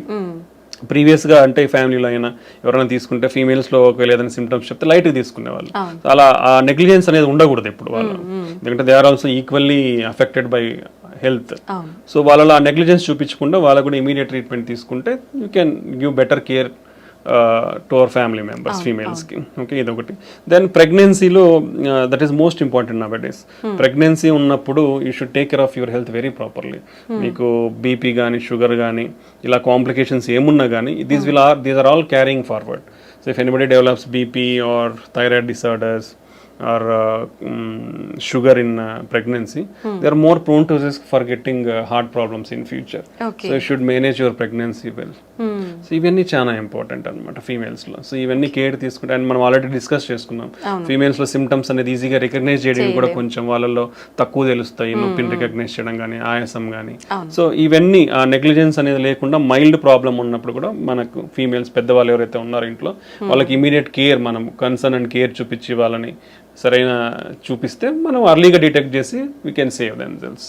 So ఇవి మనకు మేల్స్కి ఫీమేల్స్కి మధ్య ఉన్న తేడాలు. Okay sir, once heart attack వచ్చిన వాళ్ళకి ఆఫ్టర్ ట్రీట్మెంట్ హెల్దీగా ఉన్నా మళ్ళీ మళ్ళీ వచ్చే అవకాశం ఎక్కువగా ఉంటుందంటారా? ఉండొచ్చండి. Once any problem like heart attack or brain stroke ఒకసారి వచ్చిన తర్వాత రికరెంట్ ఛాన్సెస్ డెఫినెట్లీ హై ఉంటాయి. ఓకే, సో హెల్తీగా అనేది చాలా కాంపోనెంట్స్ ఉంటాయి. మనం ఆల్రెడీ డిస్కస్ చేసుకునేది, మన హెల్తీ ఫుడ్ ఉంటుంది, డైలీ ఎక్సర్సైజ్ ఉంటుంది, మనకు బీపీ షుగర్ ఎంత కంట్రోల్లో ఉన్నాయని ఉంటుంది, మనకి ఇచ్చిన మెడికేషన్స్ ఎంత కరెక్ట్గా వేసుకుంటున్నాం అనేది ఉంటుంది. So all these factors affect. ఈ ఫ్యాక్టర్స్ నుంచి ఒకటి డివియేట్ అయినా మనకు ఎక్కువ వచ్చే ఛాన్స్ ఉంటుంది. ఈవెన్ అన్కంట్రోలబుల్ న్యాచురల్ ప్రాసెస్ అండి. మనకు ఫ్యాట్ అక్యుములేషన్ అనేది న్యాచురల్ ప్రాసెస్. మనం మెడిసిన్స్ తీసుకున్నా కానీ కొందరిలో బికాస్ ఆఫ్ జెనెటిక్స్ ప్రోగ్రెస్ అయ్యే ఛాన్స్ ఉండొచ్చు. సో ఈ డిఫరెంట్ కాంపనెంట్స్ వల్ల అఫెక్ట్ అయ్యే ఛాన్స్ ఉంటుంది. సో ఒకసారి హార్ట్ అటాక్ కానీ బ్రెయిన్ స్ట్రోక్ వచ్చిన వాళ్ళు డెఫినెట్లీ హై రిస్క్, మళ్ళీ వచ్చే ఛాన్సెస్ ఎక్కువే ఉంటుంది. కాబట్టి ఇంకొంచెం స్పెషల్ జాగ్రత్తలు తీసుకోవాలి. అంటే మెడికేషన్స్కి చాలా స్ట్రిక్ట్గా ఫాలో అవ్వాలి. రెగ్యులర్గా అట్లీస్ట్ కంట్రోల్ లెవెల్స్ చెక్ చేసుకోవాలి. బీపీ కానీ కొలెస్ట్రాల్ కానీ షుగర్ కానీ ఇవన్నీ at least third monthly at least check చేసుకోవాలి. బీపీ షుగర్ ఉన్న వాళ్ళు బెటర్ ఇంట్లో బీపీ మానిటర్, షుగర్ మానిటర్ పెట్టుకొని daily you can check your BP or every 1 week you can check your sugars కంట్రోల్లో ఉంటే. సో ఇలాంటి జాగ్రత్తలు అన్నీ తీసుకుంటే మనం ఇవన్నీ అంటే medications, blood thinners, cholesterol lowering drugs, BP control drug, sugar control ఇవన్నీ టైమ్లీ తీసుకొని కరెక్ట్గా మెయింటైన్ చేసుకోగలిగితే రికరెంట్ అటాక్స్ అనేది మనం తగ్గించుకోవచ్చు కూడా. ఓకే సార్, హార్ట్ అటాక్ వచ్చిన వాళ్ళకి వేరే హెల్త్ ఇష్యూస్ ఎక్కువగా కూడా వస్తుంటాయి అని చెప్పి అంటుంటారు. నిజంగా అలా వచ్చే అవకాశం ఉంటుందా? అంటే ఇట్ డిపెండ్స్. అంటే it depends on lot of risk factors. ఇప్పుడు హార్ట్ అటాక్ ఎందుకు వచ్చింది, బీపీనో షుగర్ ఇంకోటి ఏదో ఉంటుంది, ఉండదు. ఉన్నప్పుడు ఏమవుతుంది, వాళ్ళు ఒకసారి అఫెక్ట్ అయిన తర్వాత ఫర్దర్ ఆర్గన్స్ కూడా డ్యామేజ్ అయ్యే ఛాన్స్ ఉంటుంది. వీ డోంట్, అంటే మనం హార్ట్ అటాక్ సిమ్టమ్స్ తో ప్రజెంట్ అనేది కాబట్టి we can treat that. But already అప్పటికే ఇప్పుడు కిడ్నీ డ్యామేజ్ అయి ఉండొచ్చు. సో వాళ్ళు కిడ్నీ ప్రాబ్లమ్స్ లో ల్యాండ్ అయ్యే ఛాన్స్ ఉంటుంది. ఓకే, షుగర్ కానీ బీపీ ఉన్న వాళ్ళు వీళ్ళందరూ. లేదా ఒకసారి this is called vascular disease అనుకున్నాం, అంటే cholesterol accumulation in the blood vessels. ఇక్కడ అఫెక్ట్ అయినాయంటే బ్లడ్ వెజల్స్ ఎక్కడ వేరే చోట కూడా అఫెక్ట్ అయ్యింది. సో ఒకసారి హార్ట్ అటాక్ వచ్చిన వాళ్ళు ఫ్యూచర్లో బ్రెయిన్ స్ట్రోక్ కూడా వచ్చే అవకాశం ఎక్కువ ఉంటుంది, లేదా కాళ్ళల్లో బ్లాక్స్ వచ్చే అవకాశం ఉంటుంది. సో ఇలా అదర్ ప్రాబ్లమ్స్ కూడా వచ్చే అవకాశం ఎక్కువే ఉంటుంది అనమాట. దెన్ వాళ్ళ age and immunity levels, old age అనుకోండి, ఒకసారి హార్ట్ అటాక్ వచ్చినాక ఏజ్, ఇమ్యూనిటీ లెవెల్స్ని బట్టి ఇన్ఫెక్షన్స్ రావడం కానీ ఇలాంటివి కూడా ఉండే అవకాశం ఉండొచ్చు. ఓకే, ఒకసారి హార్ట్కి సంబంధించిన సర్జరీ జరిగిన తర్వాత మళ్ళీ వాళ్ళు నార్మల్ లైఫ్ లీడ్ చేయొచ్చు అంటారా? డెఫినెట్లీ అండి. ఇప్పుడున్న latest technology and advancements and treatments, so definitely normal life lead చేయొచ్చు. ఒకసారి హార్ట్ అటాక్ వచ్చింది, స్టంట్ పడిందంటే అయ్యో ఏదో అయిపోయింది ఇంకేం చేయలేమనేది ఎక్కడా లేదు. టెంపరీగా వాళ్ళు రికవర్ అయ్యేంత వరకు విల్ గివ్ సజెషన్స్. అంటే ఇప్పుడు ఒకసారి హార్ట్ అటాక్ వచ్చింది, స్టంట్స్ వేయించుకున్న తర్వాత ఒకేసారి పోయి నేను ఈ లిఫ్ట్ చేసే వర్క్స్ చేస్తాను, హెవీ వెయిట్స్ లిఫ్ట్ చేస్తాను అంటే అది is not good. Slow, that is called progressive rehabilitation. అంటే నిదానంగా ఇప్పుడు నేను వెళ్ళాను, బాగుంది, so I will just walk in the home for 1 week. ఇంట్లో కూడా అక్కడక్కడ తిరిగేది, ఇల్లు మొత్తం తిరుగుతాను. Second week I will go out for walking, 1 kilometer 2 kilometers walking వెళ్ళేస్తాను. నేను బాగున్నాను. నెక్స్ట్ థర్డ్ వీక్ నుంచి you can go for 3-4 kilometers. After 1 month you can do routine activities if everything. So this call graded rehabilitation. అంటే మన body కూడా మళ్ళీ acclimatise అవుతుంది ఆ వర్క్ అనేది. సో దెన్ దాంతో పాటు you have to control medication compliance. That is most important. Medications అనేది రెగ్యులర్గా వాడాలి. ఇనిషియల్ స్టేజెస్లో కొన్ని ఎక్కువ మెడికేషన్స్ ఉంటాయండి, హార్ట్ అటాక్ వచ్చిన తర్వాత లేదా స్టంట్ వేయించుకున్న తర్వాత కానీ, బైపాస్ కానీ. బట్ స్లోగా పేషెంట్స్ కండిషన్ బట్టి, హార్ట్ ఫంక్షన్ ఇంప్రూవ్మెంట్ని బట్టి కూడా అవన్నీ అడ్జస్ట్ చేస్తూ వస్తాము. So after 1 year compulsory 1 blood thinner, cholesterol lowering drugs, మీ రిమైనింగ్ ఇష్యూస్ ఏమంటే అదొకటి కంటిన్యూ చేసుకుంటే they will stay happy. They can lead happily in normal life. ఇప్పుడున్న అడ్వాన్స్మెంట్ టెక్నాలజీతో ఎవ్రీథింగ్, ఓపెన్ హార్ట్ సర్జరీ లేకుండా కూడా ఫర్ ఎవ్రీథింగ్, బైపాస్ కూడా అవసరం లేకుండా చాలా కేసుల్లో కూడా స్టంట్స్ వేసుకోవచ్చు. It depends on the patient condition బట్టి బైపాస్, స్టంటింగ్ అనేది కార్డియాలజిస్ట్ వాళ్ళకి బెటర్ ఆప్షన్ ఏది ఉంటే దాన్ని బట్టి మనం అడ్వైస్ చేస్తాము. But mostly we can reduce the need. Open heart surgery need అయితే ఈవెన్ కొరనరీ బ్లాక్స్కే కాదు, ఈవెన్ వాల్వ్ ఇంటర్వెన్షన్స్ అంటాం. అంటే మన గుండెలో 4 గదులు ఉంటాయి, గదుల మధ్యలో వాల్స్ ఉంటాయి, డోర్స్ లెక్క. అవి కూడా ఇంతకు ముందు only option is open heart surgery. Open heart surgery చేసి వాల్ మార్చాల్సి వస్తుంది. But now days call Tavy. Main aortic valve అనేది డిసీజ్ అవుతుంది ఏజ్ వచ్చిన వాళ్ళలో. సో వాళ్ళల్లో ఇప్పుడు ఓపెన్ హార్ట్ సర్జరీ లేకుండా మోర్ దెన్ 60-65 years ఉంటే మనం తొడలో నుంచి ట్యూబ్స్ పంపించి వాల్వ్, ఇంకో వాల్వ్, కొత్త వాల్వ్ పెట్టేసేయచ్చు. So lot of advancements in technologies. ఇప్పుడు అదే వాళ్ళు even rest of the valves కూడా ఇప్పుడు ఓపెన్ హార్ట్ సర్జరీ లేకుండా వాల్ ఇంప్లాంటేషన్స్ జరుగుతున్నాయి. ఈ టెక్నాలజికల్ అడ్వాన్స్మెంట్స్ వల్ల ఏంటంటే మనకి ఇప్పుడు ఓపెన్ హార్ట్ సర్జరీ అంటే లాట్ ఆఫ్ థింగ్స్. పేషెంట్ ఒక 1 week ఉండాల్సి ఉంటుంది, హార్ట్ ఓపెన్ చేసి వూండ్ హీల్ కానీ 3 months పడుతుంది. So that is call lot of mental agony also for the patient. ఏదో చాలా పెద్ద జరిగిపోయింది, నేను రికవర్ అవ్వలేనేమో అనేది మెంటల్ అగనీ కూడా ఉంటుంది ఓపెన్ హార్ట్ చేసిన తర్వాత. ఇప్పుడు ఇవన్నీ రీసెంట్ అడ్వాన్స్మెంట్స్ వచ్చిన తర్వాత అంత నీడ్ ఉండట్లేదు. So you can do everything like through small tube in your hand or leg. చిన్న ట్యూబ్ ద్వారానే అన్నీ అయిపోతున్నాయి ఇప్పుడు. సో ఈ టెక్నాలజికల్ అడ్వాన్స్మెంట్స్ వల్ల you can get a better treatment and you can mobilise easily. Hospital stay 2-3 days కంటే ఉండదు. After that ఒక 1 week to 1 month లోపల నార్మల్ రొటీన్ లైఫ్కి వచ్చేస్తారు. After that you can do all routine life, driving చేసుకోవచ్చు, అన్ని చేసుకోవచ్చు. రిస్క్ ఫ్యాక్టర్స్ ఏమైనా ఉంటాయా సార్ ఈ టైప్లో చేస్తున్నప్పుడు? చాలా లెస్ అండి, లెస్ దాన్ 1 to 2%.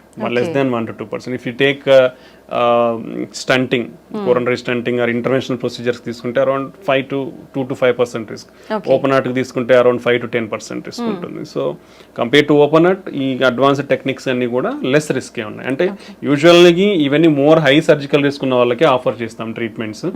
సో కాబట్టి హై సర్జికల్ రిస్క్ అన్నాక ఇంకా only better option is having going through that. ఒకసారి సర్జరీకే హై రిస్క్ ఉన్నప్పుడు ఈ ప్రొసీజర్ చేసినప్పుడు కూడా మినిమల్ రిస్క్ అనేది ఉంటుంది, కానీ మేజర్ రిస్క్ అనేది. So we'll take all precautions to reduce the risk and give the best treatments to the patient. జనరల్గా ఓపెన్ హార్ట్ సర్జరీ ఎటువంటి సందర్భాల్లో పేషెంట్ ఎటువంటి కండిషన్లో ఉన్నప్పుడు అవసరం పడుతుంది సార్? యూజువల్గా మల్టిపుల్ బ్లాక్స్లో, అంటే లైక్ ఈవెన్ మల్టిపుల్ బ్లాక్స్ కూడా స్టంటింగ్ ఆప్షన్ ఉంది. But there is different disease profile. ఇప్పుడు పైన నుంచి మొత్తం కింద వరకు డిసీజ్ ఉండి ఓన్లీ కింద మాత్రమే నార్మల్ ఉండి అట్లాంటిది 2-3 వెజల్స్లో ఉన్నాయి. లేదా ఒక బ్లాక్ మూసుకుపోయి కొన్ని సంవత్సరాలు అయిపోయింది, అట్లాంటివి 2 ఉన్నాయి. సిటీఓస్ అంటాం, క్రానిక్ టోటల్ అక్లూషన్స్, అలాంటి 2 ఉన్నాయి. సో అలాంటప్పుడు యూజువల్గా, లేదా షుగర్ ఉండి మల్టిపుల్ బ్లాక్స్ ఉన్నాయి, సో అలాంటి వాళ్ళకి బైపాస్ చేస్తాం. Nowadays you can safely keep around 5 to 6 stents. యూజువల్గా చాలా మందికి ఒక అపోహ ఏంటంటే 2 కంటే ఎక్కువ పెట్టుకోవద్దని ఉంటుంది. But it's wrong. ఎక్కడ కూడా అలాంటి లిమిటేషన్స్ లేవు.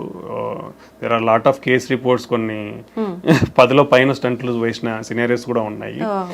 Because of technology advance. పాతకాలం స్టంట్ వేయించుకుంటారు, టెక్నాలజీ అడ్వాన్స్ మూసుకుపోయి ఉంటుంది, మళ్ళీ వేస్తారు. సో స్టంటింగ్ అనేది up to 5 to 6 number of stents హ్యాపీగా సేఫ్గా చేయించుకోవచ్చు. ఓకే, బైపాస్ అనేది స్పెసిఫిక్ సినారియోస్, పేషెంట్ కండిషన్ బట్టి. ఇండియాలో ఏంటంటే మనకి కొంచెం economics are most important. So ఆ కండిషన్ బట్టి పేషెంట్కి అడ్వైజ్ అనేది ఇస్తూ ఉంటాం అనమాట. So lot of complex cases nowadays can be safely done without the need of open heart surgery. Okay sir, ఒకసారి స్టంట్ వేసిన తర్వాత చాలా అంటే మూసుకుపోవటానికి మళ్ళీ ఎంత టైం పడుతుంది? ఖచ్చితంగా మూసుకుపోయే ఛాన్స్ ఉంటుందంటారా? This is a very good question. Lot of people are having this doubt. Recently we also faced this scenario. First point గుర్తు పెట్టుకోవాల్సింది ఏంటంటే, చాలా మందికి ఒక అపోహ ఏంటంటే గ్రాఫ్ట్స్ అంటే ఓపెన్ హార్ట్ సర్జరీ చేసి బైపాస్ చేయించుకుంటే బాగుంటుంది, స్టంట్స్ వేస్తే మూసుకుపోతాయి అనేది అపోహలో ఉన్నారు. అది ఇట్స్ వెరీ కంప్లీట్లీ రాంగ్ అండి. యాజ్ సేమ్ గ్రాఫ్ట్స్ ఎంత పేటెంట్ గా 10, 15, 20 సంవత్సరాలు ఉంటాయి, స్టంట్స్ కూడా అలానే ఉంటాయి. ఓకే, గ్రాఫ్ట్స్ కొన్ని అర్లీగా ఫెయిల్ అవుతాయి. Like 50% of the Venus graft అంటే దాంట్లో డిఫరెంట్ ఉంటాయి, ఆర్టీరియల్ అండ్ వీనస్ గ్రాఫ్ట్స్ ఉంటాయి. ఆర్టీరియల్ గ్రాఫ్ట్ లాంగ్ పేటెన్సీ ఉంటుంది, that is the best thing. Arterial grafts complete గా బైపాస్ లో ఆర్టీరియల్ గ్రాఫ్ట్స్ వాడితే it's very good, life span is very good, 15 to 20 years safe గా ఉంటుంది. Venus grafts almost ఇప్పుడు ఒక patient కి 3-4 గ్రాఫ్ట్లు వేస్తారు. సో వీనస్ గ్రాఫ్ట్స్ ఏంటంటే 50% ఆఫ్ ద పీపుల్స్ లో అట్లీస్ట్ ఒక వీనస్ గ్రాఫ్ట్ అయినా విత్ ఇన్ 1 year క్లోజ్ అవుతుంది. That is the data what is showing. 40 to 50% of the patients లో అట్లీస్ట్ 4 వీనస్ గ్రాఫ్ట్లు వేస్తే ఒకటైతే మూసుకుపోతుంది.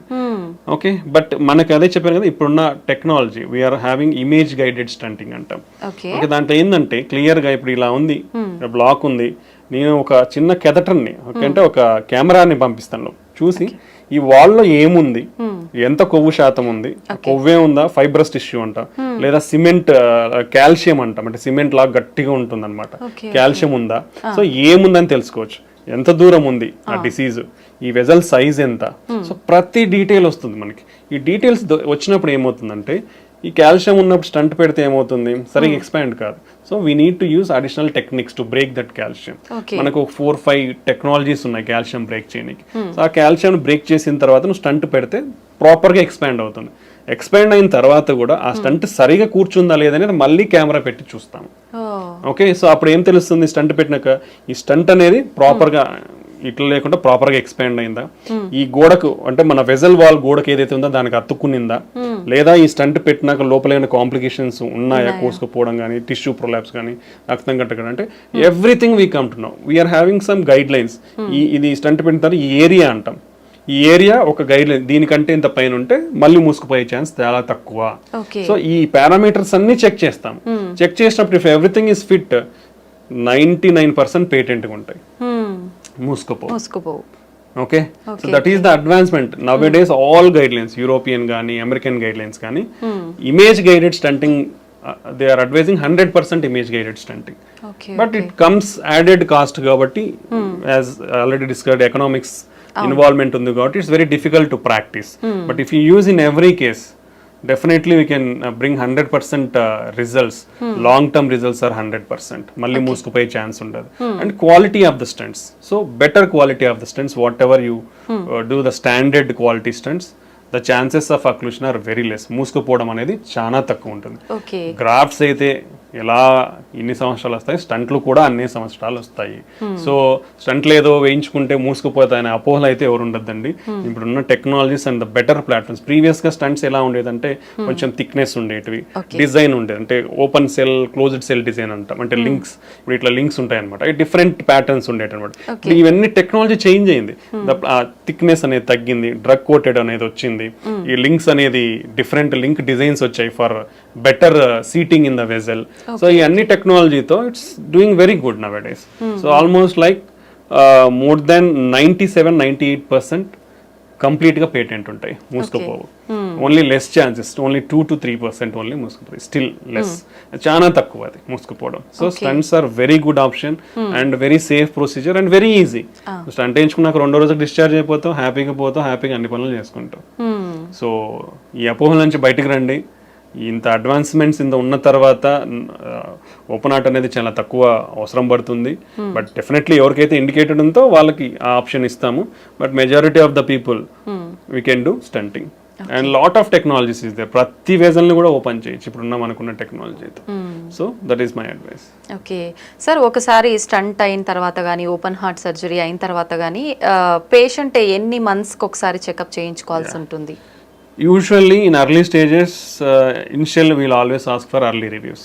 ఎందుకంటే we have to carefully follow them. ఎందుకంటే ఒకసారి హార్ట్ అటాక్ ఎఫెక్ట్ అయిన తర్వాత మళ్ళీ ఎఫెక్ట్ అయ్యే ఛాన్సెస్ ఎక్కువ ఉంటాయి కాబట్టి, అండ్ వాళ్ళకున్న రిస్క్ ఫ్యాక్టర్స్ అనేది మనం కేర్ఫుల్ గా కంట్రోల్ చేయాలి, పర్టికులర్లీ డయాబెటీస్ ఉన్న వాళ్ళు. ఇనిషియల్లీ ఎవ్రీ మంత్లీ రావడం చాలా మంచిది. సో దట్ మీకు మీ బీపీ కంట్రోల్ కానీ, షుగర్ కంట్రోల్ కానీ, కొలెస్ట్రాల్ కంట్రోల్ కానీ స్ట్రిక్ట్గా చేయడం వల్ల మీకు ఫ్యూచర్లో ప్రాబ్లమ్స్ లేకుండా ఉంటుంది. ఓకే. సో మీ హార్ట్ గిన ఒకవేళ హార్ట్ ఫంక్షన్ గిన వీక్ అయిందనుకోండి, ఎవ్రీ మంత్లీ చెక్ చేయించుకుంటే ఎంత ఇంప్రూవ్ అవుతుంది అనేది మనకు తెలుస్తుంది. Okay. So we'll minimally 3 months వరకు చూస్తాం. 3 monthsలో ద ఇంప్రూవ్మెంట్ ఎంత వస్తుంది అది మాక్సిమం ఉంటుంది. Okay, after that minimal improvement ఉంటుంది. సో దాన్ని బట్టి ఫర్దర్ ట్రీట్మెంట్ ఆప్షన్స్ ఉంటాయి. ఇప్పుడు హార్ట్ ఫంక్షన్ అనేది లెస్ దెన్ 30-35% ఉందనుకోండి, even after 3 months of treatment with good medications, okay, అప్పుడు వాళ్ళకి ఐసీడీ అనేది ఉంటుంది. అంటే హార్ట్ వీక్ ఉన్న వాళ్ళు సడన్ గా చనిపోయే అవకాశాలు ఎక్కువ ఉంటాయి. సో అలాంటి వాళ్ళు ముందే అంటే హార్ట్ రేట్ అబ్నార్మాలిటీస్ రాకముందే ఐసీడీ అనేది వేయించుకుంటే వాళ్ళు ఫ్యూచర్ లో సడన్ గా చనిపోయే ప్రమాదం నుంచి కాపాడుకోవచ్చు అనమాట. సో ఇది చాలా ఇంపార్టెంట్. ఓకే, సో ఇలాంటివన్నీ మనకి కేర్ఫుల్ అబ్జర్వేషన్ లో ఉంటేనే తెలుస్తాయి. ఇప్పుడు షుగర్ ఉన్న వాళ్ళు 3 months వచ్చారనుకోండి, అన్కంట్రోల్డ్ షుగర్ ఉంటే వేసిన స్టంట్లు కానీ, గ్రాఫ్ట్స్, బైపాస్ గ్రాఫ్ట్లు కానీ ఫెయిల్ అయిపోతాయి. ఇవన్నీ చాలా ఇంపార్టెంట్ కాబట్టి ఇనిషియల్ గా around 3 to 6 months every monthly visit will help them. అంటే that also depends on the patient condition బట్టి, సిమ్టమ్స్ బట్టి డాక్టర్ అడ్వైస్ చేస్తారు. After that if the patient is good, every 2 months or 3 months they can follow. Okay, ప్రతి ఒక్కరు అంటే local availability ఉన్న వాళ్ళు నెల వస్తారు. బట్ బయట నుంచి, ఊర్ల నుంచి వచ్చే వాళ్ళు నెల రావాలి అంటే వాళ్ళకి ఇబ్బందులు వాళ్ళకు ఉంటాయి. సో అలాంటి వాళ్ళు స్ట్రిక్ట్ గా కంట్రోల్ పెట్టుకొని మంచిగా ఉంటే 2-3 months కి ఫాలో అవ్వచ్చు. లేదా అక్కడ దగ్గరలో ఉన్న డాక్టర్స్ ఉన్నా కానీ లోకల్ గా ఫాలో అవ్వచ్చు, స్పెషలిస్ట్ ఎవరైనా అవైలబిలిటీ ఉంటే. Okay, that is the advice. After that అంతా బాగుంది 1 సంవత్సరం వరకు అంటే yearly annual checkups compulsory. Okay, ఒక సంవత్సరానికి అంతా బాగుంది, హార్ట్ ఫంక్షన్ ఇంప్రూవ్ అయిపోయింది, రెగ్యులర్ గా మందులు వాడుతున్నాడు, బీపీ, షుగర్, కొలెస్ట్రాల్ అన్ని కంట్రోల్లో ఉన్నాయి, తనకి ఏమి సిమ్టమ్స్ ఏం లేవు, ప్రాబ్లమ్స్ ఏం లేవు, they can do every 6 months or annual checkups. వాళ్ళకి అప్పుడు ఆ ఫర్దర్ రివ్యూలో you can identify if any problems is there, otherwise they can continue మళ్ళీ అవే మందులు వాడుకోవచ్చు అనమాట. ఓకే సార్, ఒకసారి స్టంట్ వేసి అది మూసుకుపోయిన తర్వాత మళ్ళీ స్టంట్ వేయటం అనేది రిస్క్తో కూడుకున్న పని అంటారా? Nice question. అసలుకి లైక్ గుడ్ క్వశ్చన్స్ మీరు అడుగుతున్నారు, ఎందుకంటే lot of people have to know all these things. ఒకసారి స్టంట్ వేసిన తర్వాత మళ్ళీ స్టంట్ అనేది వేయించుకోవచ్చు, it's not a problem. Even second time fail అయినాక థర్డ్ టైం కూడా వేయించుకోవచ్చు. Up to 3 maximum levels there is a chance. Now we are having latest technology called drug coated balloons. And it's like previous technology but refined, now came with very refinement and good clinical trials తో వచ్చి it's showing promising results called drug coated balloon. అంటే stunt అవసరం లేకుండా మనము మందు పూసిన balloon ని తీసుకొని పోయి ఎక్కడైతే బ్లాక్ ఉందో, అంటే దాని ఫస్ట్ ఏదైతే బ్లాక్ ఉందో దాన్ని ఓపెన్ చేస్తాం, నీట్ గా వెజల్ సైజ్ ఎంత సైజ్ ఉందో ఆ సైజ్ కి మనం దాన్ని ఓపెన్ చేస్తాం. ఓపెన్ చేసిన తర్వాత స్టంట్ పెట్టకుండా మనం ఆ డ్రగ్ కోటెడ్ బెలూన్ ని తీసుకొని పోయిస్తే ఆ డ్రగ్ కోటెడ్ బెలూన్ ని ఎక్కడైతే నేరో అయిందో అక్కడ పెట్టినప్పుడు ఆ బెలూన్ మీద ఉండే డ్రగ్ మొత్తం వెజల్ లోకి అంతా అబ్జర్వ్ అయ్యి అక్కడ మళ్ళీ బ్లాక్ రాకుండా ప్రివెంట్ చేస్తుంది అనమాట. సో ఇది అడ్వాన్స్మెంట్. సో ఈ డ్రగ్ కోటెడ్ బెలూన్ అడ్వాన్స్మెంట్స్ తో ఆల్మోస్ట్ లైక్ ఇప్పుడు స్టంట్ బ్లాక్ అయింది అనుకోండి, వీళ్ళు ఓపెన్ అంటే మనం ఎందుకు బ్లాక్ అయింది అనేది అనలైజ్ చేస్తాం first. That is the advantage of imaging. దాన్ని ఓసిటీ ఇమేజింగ్ అంటాం. ఆ ఓసిటీ ఇమేజింగ్ తో ఎందుకు అంటే నియోఆథ్రో అంటే మళ్ళీ కొలెస్ట్రాల్ పేరుకుపోయిందా, లేదంటే స్టంట్ ఎక్స్పాండ్ కాలేదా ప్రాపర్గా, లేదంటే స్టంట్ ఫ్రాక్చర్ ఏమన్నా ఉందా, స్టంట్ వాల్కి సరిగా అత్తుకోలేదా, ఈ ఫ్యాక్టర్స్ అన్ని మనం అనలైజ్ చేస్తాం ఇమేజింగ్ ద్వారా. సో మనకి దేని వల్ల అని తెలిసినప్పుడు we can take a proper decision. So అలాంటి సమయంలో ఇప్పుడు సరిగా ఎక్స్పాండ్ కాలేదో లేదంటే సరిగా అత్తుకోలేదు అనుకోండి, ఓపెన్ చేసి ప్రాపర్ గా డైలేట్ చేసి డ్రగ్ కోటెడ్ బెలూన్ పెడితే ఫ్యూచర్ లో మళ్ళీ బ్లాక్ ఉండదు. లేదు ప్రాపర్ గా ఎక్స్పాన్షన్ అయింది, వెజల్ వాల్ కత్తుకుంది, స్టంట్ లోపల మళ్ళీ కొవ్వు పేరుకుపోయి మళ్ళీ బ్లాక్ వచ్చింది అనుకోండి, then we will do depends on the characteristics of the plaque. Proper గా ఎక్స్పాన్షన్ అయింది, no major issues, plaque and cholesterol burden అంత లేదు అనుకుంటే డ్రగ్ కోటెడ్ బెలూన్ వాడచ్చు. లేదు చాలా బర్డన్ ఉంది, టఫ్ లీజన్ ఉంది, స్టంట్ కంపల్సరీ అంటే స్టంట్ మళ్ళీ పెట్టచ్చు. So 2 to 3 times or 4 times we can use drug coated balloon technology and stunting. So multiple times block అయినా వర్రీ అవ్వాల్సిన అవసరం లేదు. చాలా మంది వర్రీ అవుతున్నారు. India I always tell you, అంటే మన దేశంలో ఎకనామిక్స్ అనేది చాలా ఇంపార్టెంట్ అండి, బికాస్ ఇన్సూరెన్స్ అనేది చాలా తక్కువగా ఉంటాయి. That's why insurances are compulsory to face all these problems. ఎందుకంటే మనకున్న లైఫ్ స్టైల్ కి we don't know what problems will get. Everybody, అంటే not only general public, everybody, even educated uneducated అందరికి కూడా ఇన్సూరెన్స్ అనేది compulsory. Because prices whatever you see, prices are increasing every year. మనకు health care అనే కాదు, అన్ని prices పెరుగుతున్నప్పుడు health care లో కూడా పెరుగుతాయి. So if you want to deal with rising prices insurance is a compulsory thing. So మనకి economics అన్ని ఉంటాయి కాబట్టి it's very difficult some decisions. So but ఒకసారి స్టంట్ బ్లాక్ అయిన తర్వాత డెఫినెట్లీ ఇంకోసారి స్టంట్ వేయించుకోవచ్చు లేదా డ్రగ్ కోటెడ్ బెలూన్ వాడుకోవచ్చు. స్టంట్ బ్లాక్ అయిన తర్వాత డ్రగ్ కోటెడ్ బెలూన్ వాడిన తర్వాత కూడా మళ్ళీ బ్లాక్ వచ్చిందా, ఫైన్.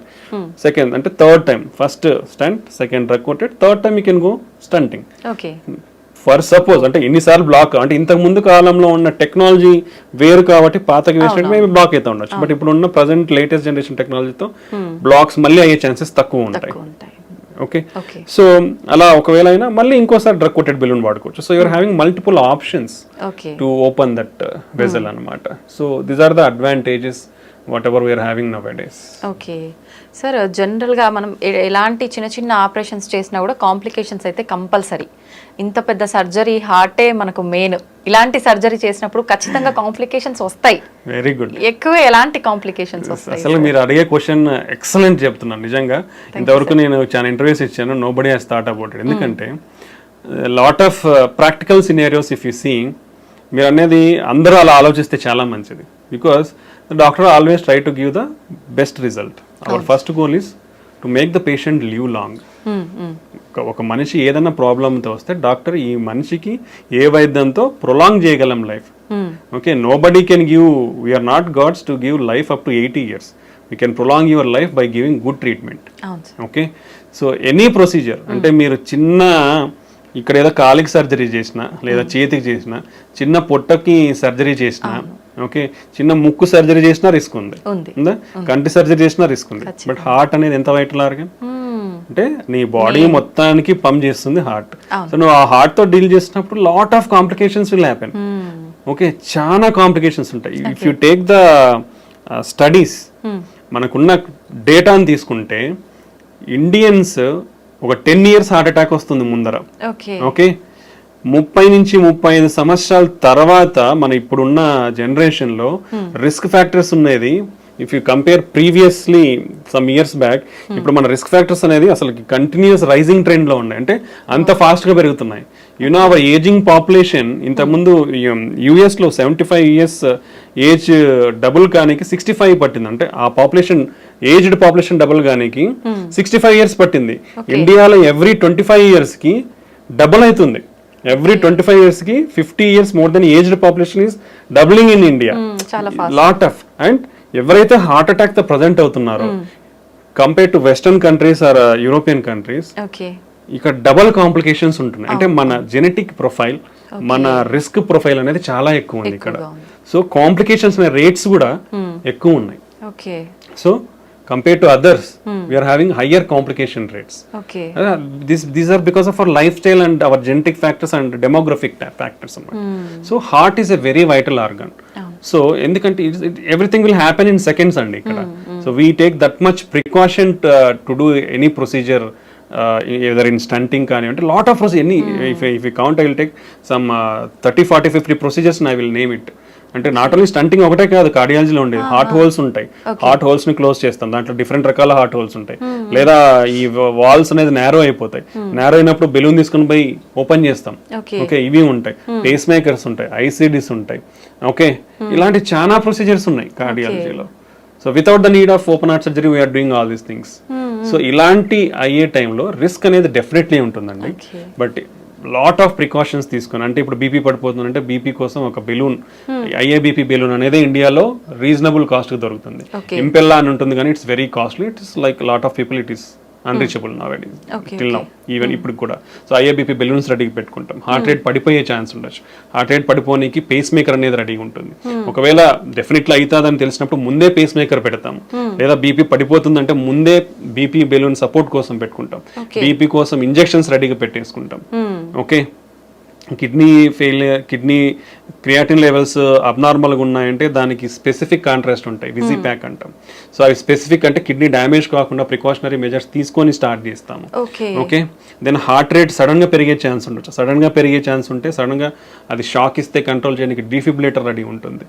ఓకే, దెన్ పేషెంట్ కి సడన్ గా ఆయాసం రావచ్చు. ఆయాసం వస్తే ట్యూబ్ వేసుకొని వెంటిలేటర్, మిషన్, అనస్థీషియా రెడీగా ఉంటారు. ఓకే, దెన్ బీపీ సడన్ గా పెరిగే ఛాన్స్ ఉంటుంది. బీపీ తగ్గించడానికి సడన్ గా మెడికేషన్స్ రెడీగా ఉంటాయి. How many precautions we are taking. మా క్యాత్ ల్యాబ్స్ అంటే ఈ ప్రొసీజర్స్ చేసేటప్పుడు we are having minimum of 7 to 8 persons there. ఓ For doing a procedure, we are a team of 7 to 8 members. Not a single person we are doing. Okay. Because to bring the patient back to normal, అవును we keep all efforts whatever it is there. So ఇట్లాంటి risks అనేది ఉంటాయండి. ఈ risks అన్ని కూడా less than 1%, 2% లో చేస్తున్నాం మేము. Okay, hardly less than 1%. Okay okay, so 100లో ఒకరికి ఇట్స్ వెరీ రేర్. ఓకే అంత మినిమైజింగ్ కాంప్లికేషన్స్తో we are doing with good success rates. So ఇవన్నీ ఉంటాయండి, అందరూ తెలుసుకోవాలి ఇది. ఎందుకంటే హార్ట్ అనేది చాలా వైటల్ ఆర్గాన్. ఎందుకంటే ఇప్పుడు కొట్టుకుంటుందండి, సడన్ గా అయిపోతే అయిపోయినట్టు. Okay, it can happen any time. Surgery అప్పుడే కాదు, ఇంట్లో ఉన్నప్పుడే. ఇప్పుడు హార్ట్ అటాక్స్ లో 50% హాస్పిటల్ రాకముందు చనిపోతున్నారు. ఆల్రెడీ నీ హార్ట్ డ్యామేజ్ అయిపోయి మనం లేట్ గా ప్రజెంట్ అయిపోయి హాస్పిటల్ కి ఇలా ప్రజెంట్ అయినప్పుడు రిస్క్ ఎక్కువ ఉంటుంది. If it's see the data, మనం మళ్ళీ if you come to the whatever data is available till now, heart attack లో బీపీ పడిపోయింది అనుకోండి, high risk of death. 40 to 50% of the cases will go to die. ఎక్కువ chances ఉంటాయి. 40 to 50% recover అవుతారు with simple medications or just going stenting. But rest of the 40-50% in heart attack with cardiogenic shock అంటాం, అంటే BP పడిపోయినప్పుడు. In rest of the 40 to 50%, around 75 to 80% are going to die whatever the treatment you give. That is the risk profile in heart attack. So ఎప్పుడైనా heart interventions ని ఆ విధంగా చూడండి, అన్ని తెలుసుకోండి. అంటే always we explain the patient before taking any surgery. I think this is a platform I'm getting. I just want to tell the people, అంటే అందరికీ అర్థం అవ్వాలి అంటే ఎంత రిస్క్ ఉంటుంది హార్ట్ సర్జరీలలో కానీ, హార్ట్ స్టంటింగ్లలో కానీ. స్టంటింగ్ అనేది రియర్లీ అంటే వెరీ లెస్ కాంప్లికేటెడ్ ప్రొసీజర్స్ లాగానే we are doing very good results, we are giving good results. But still some risk will be there. మనము చిన్న కాలో ఏలో ఏ చిన్న ముక్కు సర్జరీ చేయించుకున్నా రిస్క్ చెప్తా ఉన్నారు. హార్ట్కి ఉన్న డెఫినెట్లీ రిస్క్ అనేది ఉంటుంది. బట్ ఈవెన్ దెన్ అవన్నీ ప్రికాషనరీ మెజర్స్ తీసుకొని we always do very safely and we always bring the patient a good life. Okay, ఇది కంపల్సరీ. అందరూ మీలాగా ఆలోచిస్తే definitely doctors will be always be happy. Sir 7 to 8% ఖచ్చితంగా అక్కడ ఉండి పేషెంట్ని క్యూర్ చేయడానికే వాళ్ళ ప్రయత్నం అంతా చేస్తుంటారు. అసలు నార్మల్గా హార్ట్ సర్జరీ చేసేటప్పుడు, స్టంట్స్ ఇలాంటి హార్ట్కి సంబంధించినవి ఏదైనా చేసేటప్పుడు జనరల్గా ఎంత సమయం పడుతుంది సార్? అంటే డిపెండ్స్ ఆన్ ద లిజన్ అండి. నేను ఆల్రెడీ మీకు ఇప్పుడు చెప్పాను. So lesions are different. Fibrous plaque అంటాం, ఫ్యాటీ ప్లాక్ అంటాం, క్యాల్సిఫిక్ ప్లాక్ అంటాం. ఇప్పుడు like and number of the blocks, single block ఉందా? ఇప్పుడు లెఫ్ట్ సైడ్ లో 2 మేజర్ వెజల్స్ ఉంటాయి. లెఫ్ట్ సైడ్ లోనే 2-3 బ్లాక్స్ ఉన్నాయా? రైట్ సైడ్ కూడా ఉందా? ఓకే, ఇప్పుడు 3 బ్లాక్స్ ఉన్నాయి. ఇప్పుడు సింపుల్ లిజన్స్ అనుకోండి, it may take around 1 hour or 1.5 hours. Like calcium lesions, we need to use additional treatments like calcium ki we will call as rotational atherectomy అంటాం, drill చేసుకుంటూ పోతుంది. ఇంకోటి ఆర్బిటాల్ అథెరెక్టమీ, అది కూడా ఇంకో మెకానిజం తో డ్రిల్ చేస్తుంది. ఇంకోటి ఇంట్రావాస్కులర్ లిథోట్రిప్సీ అంటాం, అంటే ఒక అల్ట్రాసోనిక్ వేవ్స్ తో ఒక బెలూన్ ని తీసుకొని పోయి దాన్ని కాల్షియం ఏదైతే స్ట్రాంగ్ సిమెంట్ లాగా ఉంటుందో దాన్ని బ్రేక్ చేస్తాం అన్నమాట. అదొక మెథడాలజీ ఉంది. సో ఇలాంటి అడిషనల్ టెక్నిక్స్ లేదా ఇమేజ్ గైడింగ్ అనేది వాడినప్పుడు కానీ, సో ఇలాంటి టైంలలో it may take longer time, sometimes 3 to 4 hours. Like if you see like bifurcation, ఇప్పుడు ఒక వెజల్ ఇట్లా వస్తుంది, ఇక్కడ నుంచి ఇంకో బ్రాంచ్ ఇట్లా వస్తుంది. సో ఇక్కడ బ్లాక్ ఉంది, ఇక్కడ బ్లాక్ ఉంది. ఈ రెండింటిని స్టంట్ వేయాలి. తీసుకోవాలి బైఫర్కేషన్ స్టంటింగ్ అంటాం. ఇంకోటి లెఫ్ట్ మెయిన్ వెజల్ స్టంటింగ్ అంటాం, అంటే main vessel it will supply almost like 70% of the blood supply to the heart. Okay, అలాంటి సినారియో. లేదంటే క్రానిక్ టోటల్ అక్లూజన్స్ అని చెప్పాను, సిటీఓస్ అంటాం. అంటే అది మూసుకుపోయి more than 3 months to 1 year or sometimes 7 years or 10 years కూడా అయి ఉండొచ్చు. బట్ పేషెంట్ కి తెలియదు ఒక్కొక్కసారి because of probably some protective phenomenon will be there. Definitely there are some protective phenomena in our heart. అంటే ఇప్పుడు రైట్ సైడ్ ప్రాబ్లీ మూసుకుపోయింది అనుకోండి. ఇప్పుడు ఇదంతా వెజల్, ఇక్కడ నుంచి బ్లడ్ వెజల్ ఉంది, ఇక్కడ మూసుకుపోయింది, ఇక్కడ నుంచి బ్లడ్ సప్లై రాదు. సో లెఫ్ట్ సిస్టమ్ నుంచి వస్తుంది మనకి. సో లెఫ్ట్ సిస్టమ్ నుంచి ఇక్కడ వరకు వస్తుంది. So that is a protective mechanism. So initial stages లో మూసుకుపోయిన ప్రొటెక్టివ్ మెకానిజం ఉండడం వల్ల దానికి పెద్ద సిమ్టమ్స్ తెలియవు. But on a long term ఇటుపక్క కూడా బ్లాక్ ఏర్పడింది, అప్పుడు తనకి బ్లడ్ సప్లై అనేది తగ్గుతుంది కాబట్టి సిమ్టమ్స్ అనేది మేనిఫెస్ట్ అవుతాయి. సో ఇలాంటి లీజన్స్ ట్రీట్ చేసినప్పుడు 3 to 4 hours అనేది పడుతుంది. ఓకే సార్, చాలా మందిలో ఎక్కువ వింటుంటాం ఎర్లీ మార్నింగ్స్ టైంలో నిద్రలో ఉన్నప్పుడు మాత్రమే హార్ట్ అటాక్స్ వస్తుంటాయి అని చెప్పి. ఎందుకని ఆ టైంలోనే ఎక్కువగా జరుగుతూ ఉంటుంది సార్? ఆ టైంలోనే వస్తాయి అనేది ఏం లేదు, any time can come, depends on our lot of hormonal influences and physical and environmental factors. But mostly morning there are some hormonal changes will be there that will contribute to heart attacks in the morning టైమ్స్లో కొంచెం ఎక్కువ ఉండే అవకాశం. Sometimes winter సీజన్స్లో it will cause వ్యాసోస్, ఇప్పుడు చలి ఉందనుకోండి వెజల్స్ కాజ్ వ్యాసోస్పాజం, సో అలాంటప్పుడు కొంచెం ఎక్కువ వచ్చే అవకాశం ఉంటుంది. ఫుడ్ తిన్న తర్వాత మనం ఎక్కువ వాక్ చేసిన అలాంటి టైంలో ఎగ్జర్షన్ ఉంటుంది కాబట్టి, అంటే our blood supply will be there mostly to the gut to absorb the nutrients. అలాంటి టైంలో ఫుడ్ తిన్న తర్వాత వాకింగ్ చేసి ఎక్సర్సైజ్ లాగా చేసినప్పుడు చేస్తే వచ్చే అవకాశం, అంటే ఆల్రెడీ ఉన్న వాళ్ళలో బ్లాక్స్ ఉన్న వాళ్ళలో వచ్చే అవకాశం ఉంటుంది అనమాట. ఓకే సార్, ఈ మధ్య కాలంలో వింటున్నాం, చాలా మంది చూస్తున్నాం కూడా సోషల్ మీడియాలో, మనం జిమ్ చేసే వాళ్ళు ఎక్కువగా సడన్ గా పడిపోవడము, అక్కడే స్పాట్ లో డెత్ అవ్వడము, ఇలాంటి సంఘటనలు చాలా వింటున్నాం. ఇది హార్ట్ అటాక్ అంటారా సార్? అసలు ఎందుకు జరుగుతుంది? డిఫరెంట్ సినారియోస్ ఉంటాయండి దీంట్లో కూడా. Like if you speak like athletes, sudden death in athletes అనే ఒక టాపిక్ ఉంటుంది. సో ఏంటంటే వాళ్ళలో కొన్ని underline structural abnormalities of the heart ఉండొచ్చు, బికాస్ ఆఫ్ వాళ్ళు చెక్ చేయించుకొని ఉండొచ్చు. కొందరిలో జెనెటిక్ ఛానలోపతిస్ అంటే అరిథమిక్ హార్ట్ రేట్ అబ్నార్మాలిటీస్ ఉండే ఛాన్స్ ఉండొచ్చు. సో ఇలాంటి కారణాల కూడా జరుగుతాయి. But work heavy intense exercise చేసినప్పుడు ఏమవుతుందంటే మన హార్ట్ అనేది చాలా అగ్రెసివ్గా వర్క్ చేయాల్సి ఉంటుంది బికాస్ ఆఫ్ రిక్వైర్మెంట్. బాడీకి బ్లడ్ అందాలి కాబట్టి. సో అప్పుడు ఏమవుతుంది, సప్లై డిమాండ్ మిస్ మ్యాచ్ అవుతుంది. ఓకే, సప్లై డిమాండ్ మిస్, ఇప్పుడు చిన్న ప్రాబబ్లీ వాళ్ళకి ఆల్రెడీ అన్డిటెక్టెడ్, ఇప్పుడు అండర్ డయాగ్నోస్ బ్లాక్స్ ఉన్నాయి అనుకోండి, అప్పుడు ఏమవుతుంది, సప్లై డిమాండ్ మిస్ మ్యాచ్ అయ్యి హార్ట్ ఫంక్షన్ అనేది తగ్గే ఛాన్స్ ఉంటుంది బ్లడ్ సప్లై తగ్గడం వల్ల. అదే ఒక మెకానిజం. సో క్రానిక్ గా ఎక్సర్సైజ్ చేసే వాళ్ళకి ఏంటంటే మజిల్ థిక్నెస్ అనేది కొంచెం ఎక్కువ ఉంటుంది అనమాట, హైపర్ట్రోఫీ ఉంటుంది. అలాంటప్పుడు ఏంటి, ఆ థిక్ అండ్ మజిల్ కంప్రెషన్ ఎక్కువ ఉండి వ్యాసోస్పాజం అంటే బ్లడ్ వెజల్స్ కూడా కంప్రెస్ అయ్యే ఛాన్స్ ఉండొచ్చు. అండ్ వర్క్ లోడ్ ఎక్కువ ఉంటుంది కాబట్టి అక్కడ కూడా సప్లై డిమాండ్ మిస్ మ్యాచ్ ఉంటుంది. ఒకసారి ఎక్సర్సైజ్ చేసినప్పుడు ఏమవుతుందంటే స్పాంటేనియస్ కొరనరీ డిసెక్షన్స్ ఉంటాం, అలా అంటే కోతలు కోసుకుపోయే అవకాశం ఉంటుంది. బీపీ హార్ట్ రేట్ అన్ని ఎక్కువ అయిపోతాయి కదా. సో ఆ బీపీ హార్ట్ రేట్ ఎక్కువైనప్పుడు అలా జరిగే అవకాశం ఉండొచ్చు. Sometimes arrhythmic syndromes already ఇప్పుడు మనం ఎక్సర్సైజ్ చేసినప్పుడు హార్ట్ రేట్ పెరిగిపోతుంది, సమ్ టైమ్స్ అది ఇంకా ఎక్కువ పెరిగిపోవడం వల్ల సడన్ డెత్ అయ్యే ఛాన్స్ ఉండొచ్చు. డిహైడ్రేషన్ ఉంటుంది, డిహైడ్రేషన్ ఎలక్ట్రోలైట్ అబ్నార్మాలిటీస్ వల్ల జరిగే అవకాశం ఉండొచ్చు. సో వీళ్ళలో అన్డిటెక్టెడ్ ఏమన్నా కొరనరీ అనామలీస్ కానీ ఇట్లా ఏదన్నా ఉంటే అది కంప్రెషన్ అవడం వలన ఈ విధంగా కూడా బ్లడ్ సప్లై తగ్గడం వల్ల సడన్ గా చనిపోయే అవకాశం ఉండొచ్చు అనమాట. So better evaluate yourself before doing intense workouts. మనం already we discussed heavy intense workouts are not much required. Minimum of 150 minutes per week, 75 minutes of high intense workouts per week is enough. So you can take gaps between doing intense workouts. You can limit yourself up to what level you can do. So ఆ precautionary అన్ని తీసుకొని then under strict guidance there should be some person, మీరు ఇలా చేసేటప్పుడు ఒక strict person who knows how to మనం resuscitation అంటాం. Suppose in case ఏదైనా జరిగితే at least they know how to do a CPR and until the medical facility arrives at you. So ఈ అన్ని సెటప్ ఉండి ప్రికాషనరీగా ఉన్న తర్వాతనే హై ఇంటెన్స్ వర్కౌట్స్ అనేది వెళ్ళడం మంచిది అనమాట. ఓకే సార్, కరోనాకి ఎఫెక్ట్ అయిన వాళ్ళలో ఎక్కువగా గుండె జబ్బులు వస్తున్నాయని చెప్పి వింటున్నాం, ఇదంతా నిజమే అంటారా? దేర్ ఆర్ సమ్ మెకానిజమ్స్ అండి, అంటే దాని వల్లనే వస్తున్నాయి అని అయితే ఏమీ మనం చెప్పలేం, but there is a possibility is there. So covid అనేది ఒక inflammatory disease, okay, basically, and microvascular disease అనేది కూడా అంటాం, microvascular inflammatory disease. So post covid అంటే కోవిడ్ తర్వాత కూడా ఈ ఇన్ఫ్లమేషన్ కానీ ఇమ్యూనిటీ డిస్రెగ్యులేషన్ అనేది కొంచెం ఉంటుంది. వాట్ ఎవర్ ద మనకి స్టడీస్ లో మెకానిజమ్స్, ప్రపోజ్డ్ మెకానిజమ్స్, అలానే సమ్ అనటామిక్ డిస్టర్బెన్స్ అంటే మన సింపెథటిక్ యాక్టివిటీ, పారాసింపెథటిక్ యాక్టివిటీ, రెండు సిస్టమ్స్ ఉంటాయి మనకి. అటోనామిక్స్ అంటే మన బ్లడ్ ప్రెషర్ ని, హార్ట్ రేట్ ని కంట్రోల్, బ్లడ్ వాల్యూమ్ ని కంట్రోల్ చేసే సిస్టమ్స్ ఉన్నాయి. సో ఆ ఇంబ్యాలెన్స్ కూడా ఉందన్నమాట. సో అండ్ ఇన్ఫ్లమేషన్ వల్ల ఏమవుతుందంటే మన వెజల్ డ్యామేజ్ అవుతుంటుంది, కొంచెం more prone to thrombotic risk ఉంది.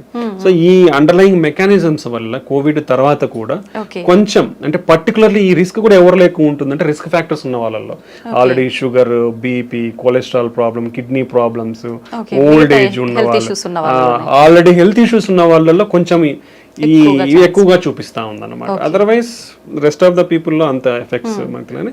ఇలాంటి వాళ్ళలో కొంచెం ఎఫెక్ట్స్ ఉండే అవకాశం అయితే ఉంటుంది అనమాట. సో పోస్ట్ కోవిడ్ ఈ విధంగా జరిగే అవకాశం కనిపిస్తా ఉంది. ఓకే సార్, వంశ పారపర్యంగా కూడా మనకు జెనెటిక్స్ ని బట్టి హార్ట్ అటాక్ వచ్చే ఛాన్స్ ఉంటుందని అయితే వింటున్నాం. ఎంత వరకు వచ్చే అవకాశం ఉంటుంది సార్? ఎంత శాతం? 1.5 to 2 fold రిస్క్ ఉందండి. అంటే 2 రెట్లు ఎక్కువ ఉంది. ఓకే. పర్టికులర్లీ హార్ట్ అటాక్ ఇంట్లో వాళ్ళకి లెస్ దాన్ 50 to 55 years లోపల మన ఇంట్లో వాళ్ళకి ఎవరికన్నా హార్ట్ అటాక్ వచ్చింది అనుకోండి, 2 రెట్లు ఎక్కువ మనం రిస్క్ లో ఉన్నట్లే. Okay. Okay, so lot of people are recognizing that thing. ఫ్యామిలీలో చాలా మంది కూడా మేము చూస్తుంటాం ప్రాక్టీస్ లో, they will come and regularly check themselves. So compulsory definitely genetic factors అనేది చాలా ఇంపార్టెంట్ అండి.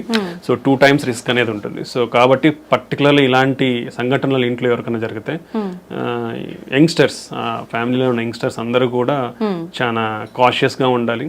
రెగ్యులర్ చెకప్స్ అనేది కంపల్సరీ చేయించుకోవాలి. ఓకే, జెనెటిక్ కాంపోనెంట్ ఉంటుంది కాబట్టి హెల్తీ లైఫ్ స్టైల్ ఫాలో అవ్వాలి, రెగ్యులర్ ఎక్సర్సైజ్ చేయాలి. సో అండ్ ఒకవేళ ఈ వీళ్ళల్లో ఎవరికైనా రిస్క్, ఇప్పుడు హార్ట్ అటాక్ లో ఇట్లా జరిగిన వాళ్ళకి బీపీ షుగర్లు కూడా ఉండే అవకాశం ఉంటుంది ఇంట్లో. సో డెఫినెట్లీ అవన్నీ కూడా కంట్రోల్లో పెట్టుకోవాలి. ఈ జాగ్రత్తలు తీసుకుంటే మనం కొంచెం రిస్క్ ను తగ్గించుకునే వాళ్ళం అవుతాం. ఓకే సార్, చాలా మంది పిల్లలు బై బర్తే హార్ట్ లో హోల్ ఉందని చెప్పి రకరకాల హార్ట్ ప్రాబ్లమ్స్ గురించి వింటుంటాం. ఇవన్నీ జెనెటిక్స్ అంటారా, వేరే ఇంకేదైనా రీజన్స్ ఉంటాయంటారా? మెయిన్ థింగ్ ఈజ్ జెనెటిక్స్ అండి. హార్ట్ హోల్స్ అనేది నిజంగా చెప్పాలంటే it's a good treatable disease. అది ఉంటే lot of the kids will get definite good treatment.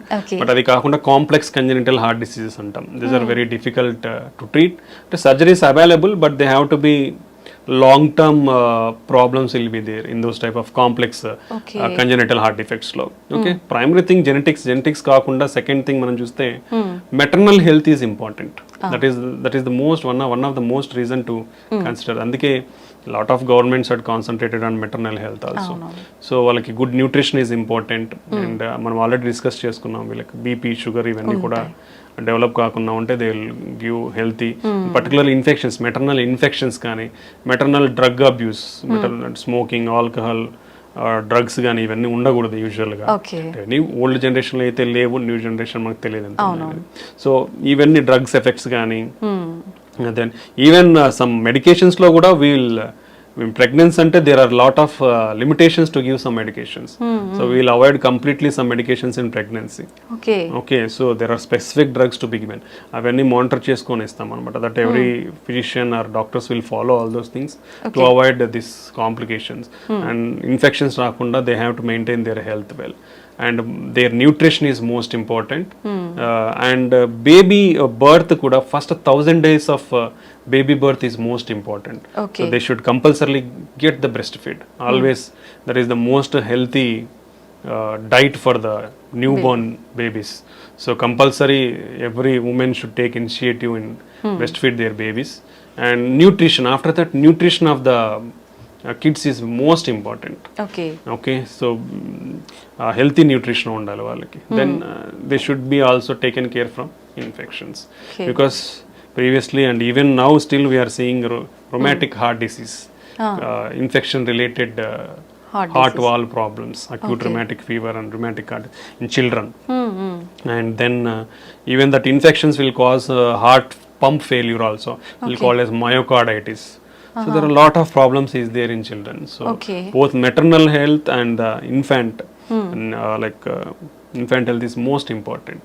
జాగ్రత్తలు తీసుకుంటే కొంచెం జెనెటిక్ ఫ్యాక్టర్స్ ఎనీవే మనం అవాయిడ్ చేయలేము కాబట్టి దీనివల్ల కొంచెం రిస్క్ తగ్గించుకునే అవకాశం ఉండొచ్చు.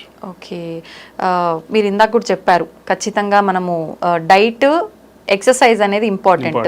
డైలీ రొటీన్ ఏ విధంగా ఉంటే ఇలాంటి ఇష్యూస్ రాకుండా కొంతవరకు కాపాడుకోవచ్చు అంటారు sir?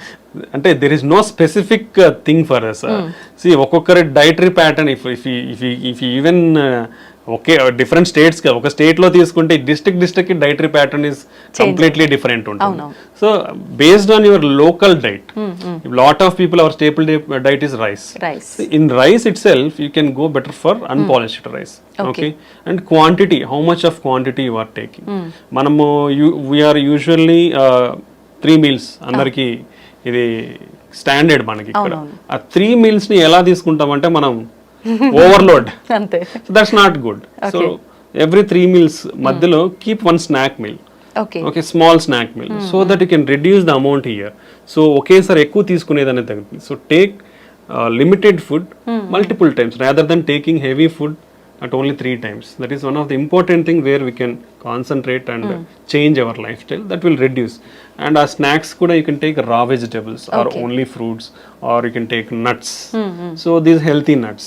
Don't go for processed foods. Okay Don't go for like ready to eat, ready to made foods. Those are all unhealthy and it's only for చెప్పాను కదా easy availability is causing lot of problems. అంతే sir. Okay so దీన్ని prevent చేసుకోవాలంటే ఈ measures తీసుకుంటే food లో మనం. And now previous కాలంలో మనం చాలా మంది చెప్పేది వింటాం మిల్లెట్స్ ఎక్కువ తినేవాళ్ళు మన గ్రాండ్ పేరెంట్స్ కూడా.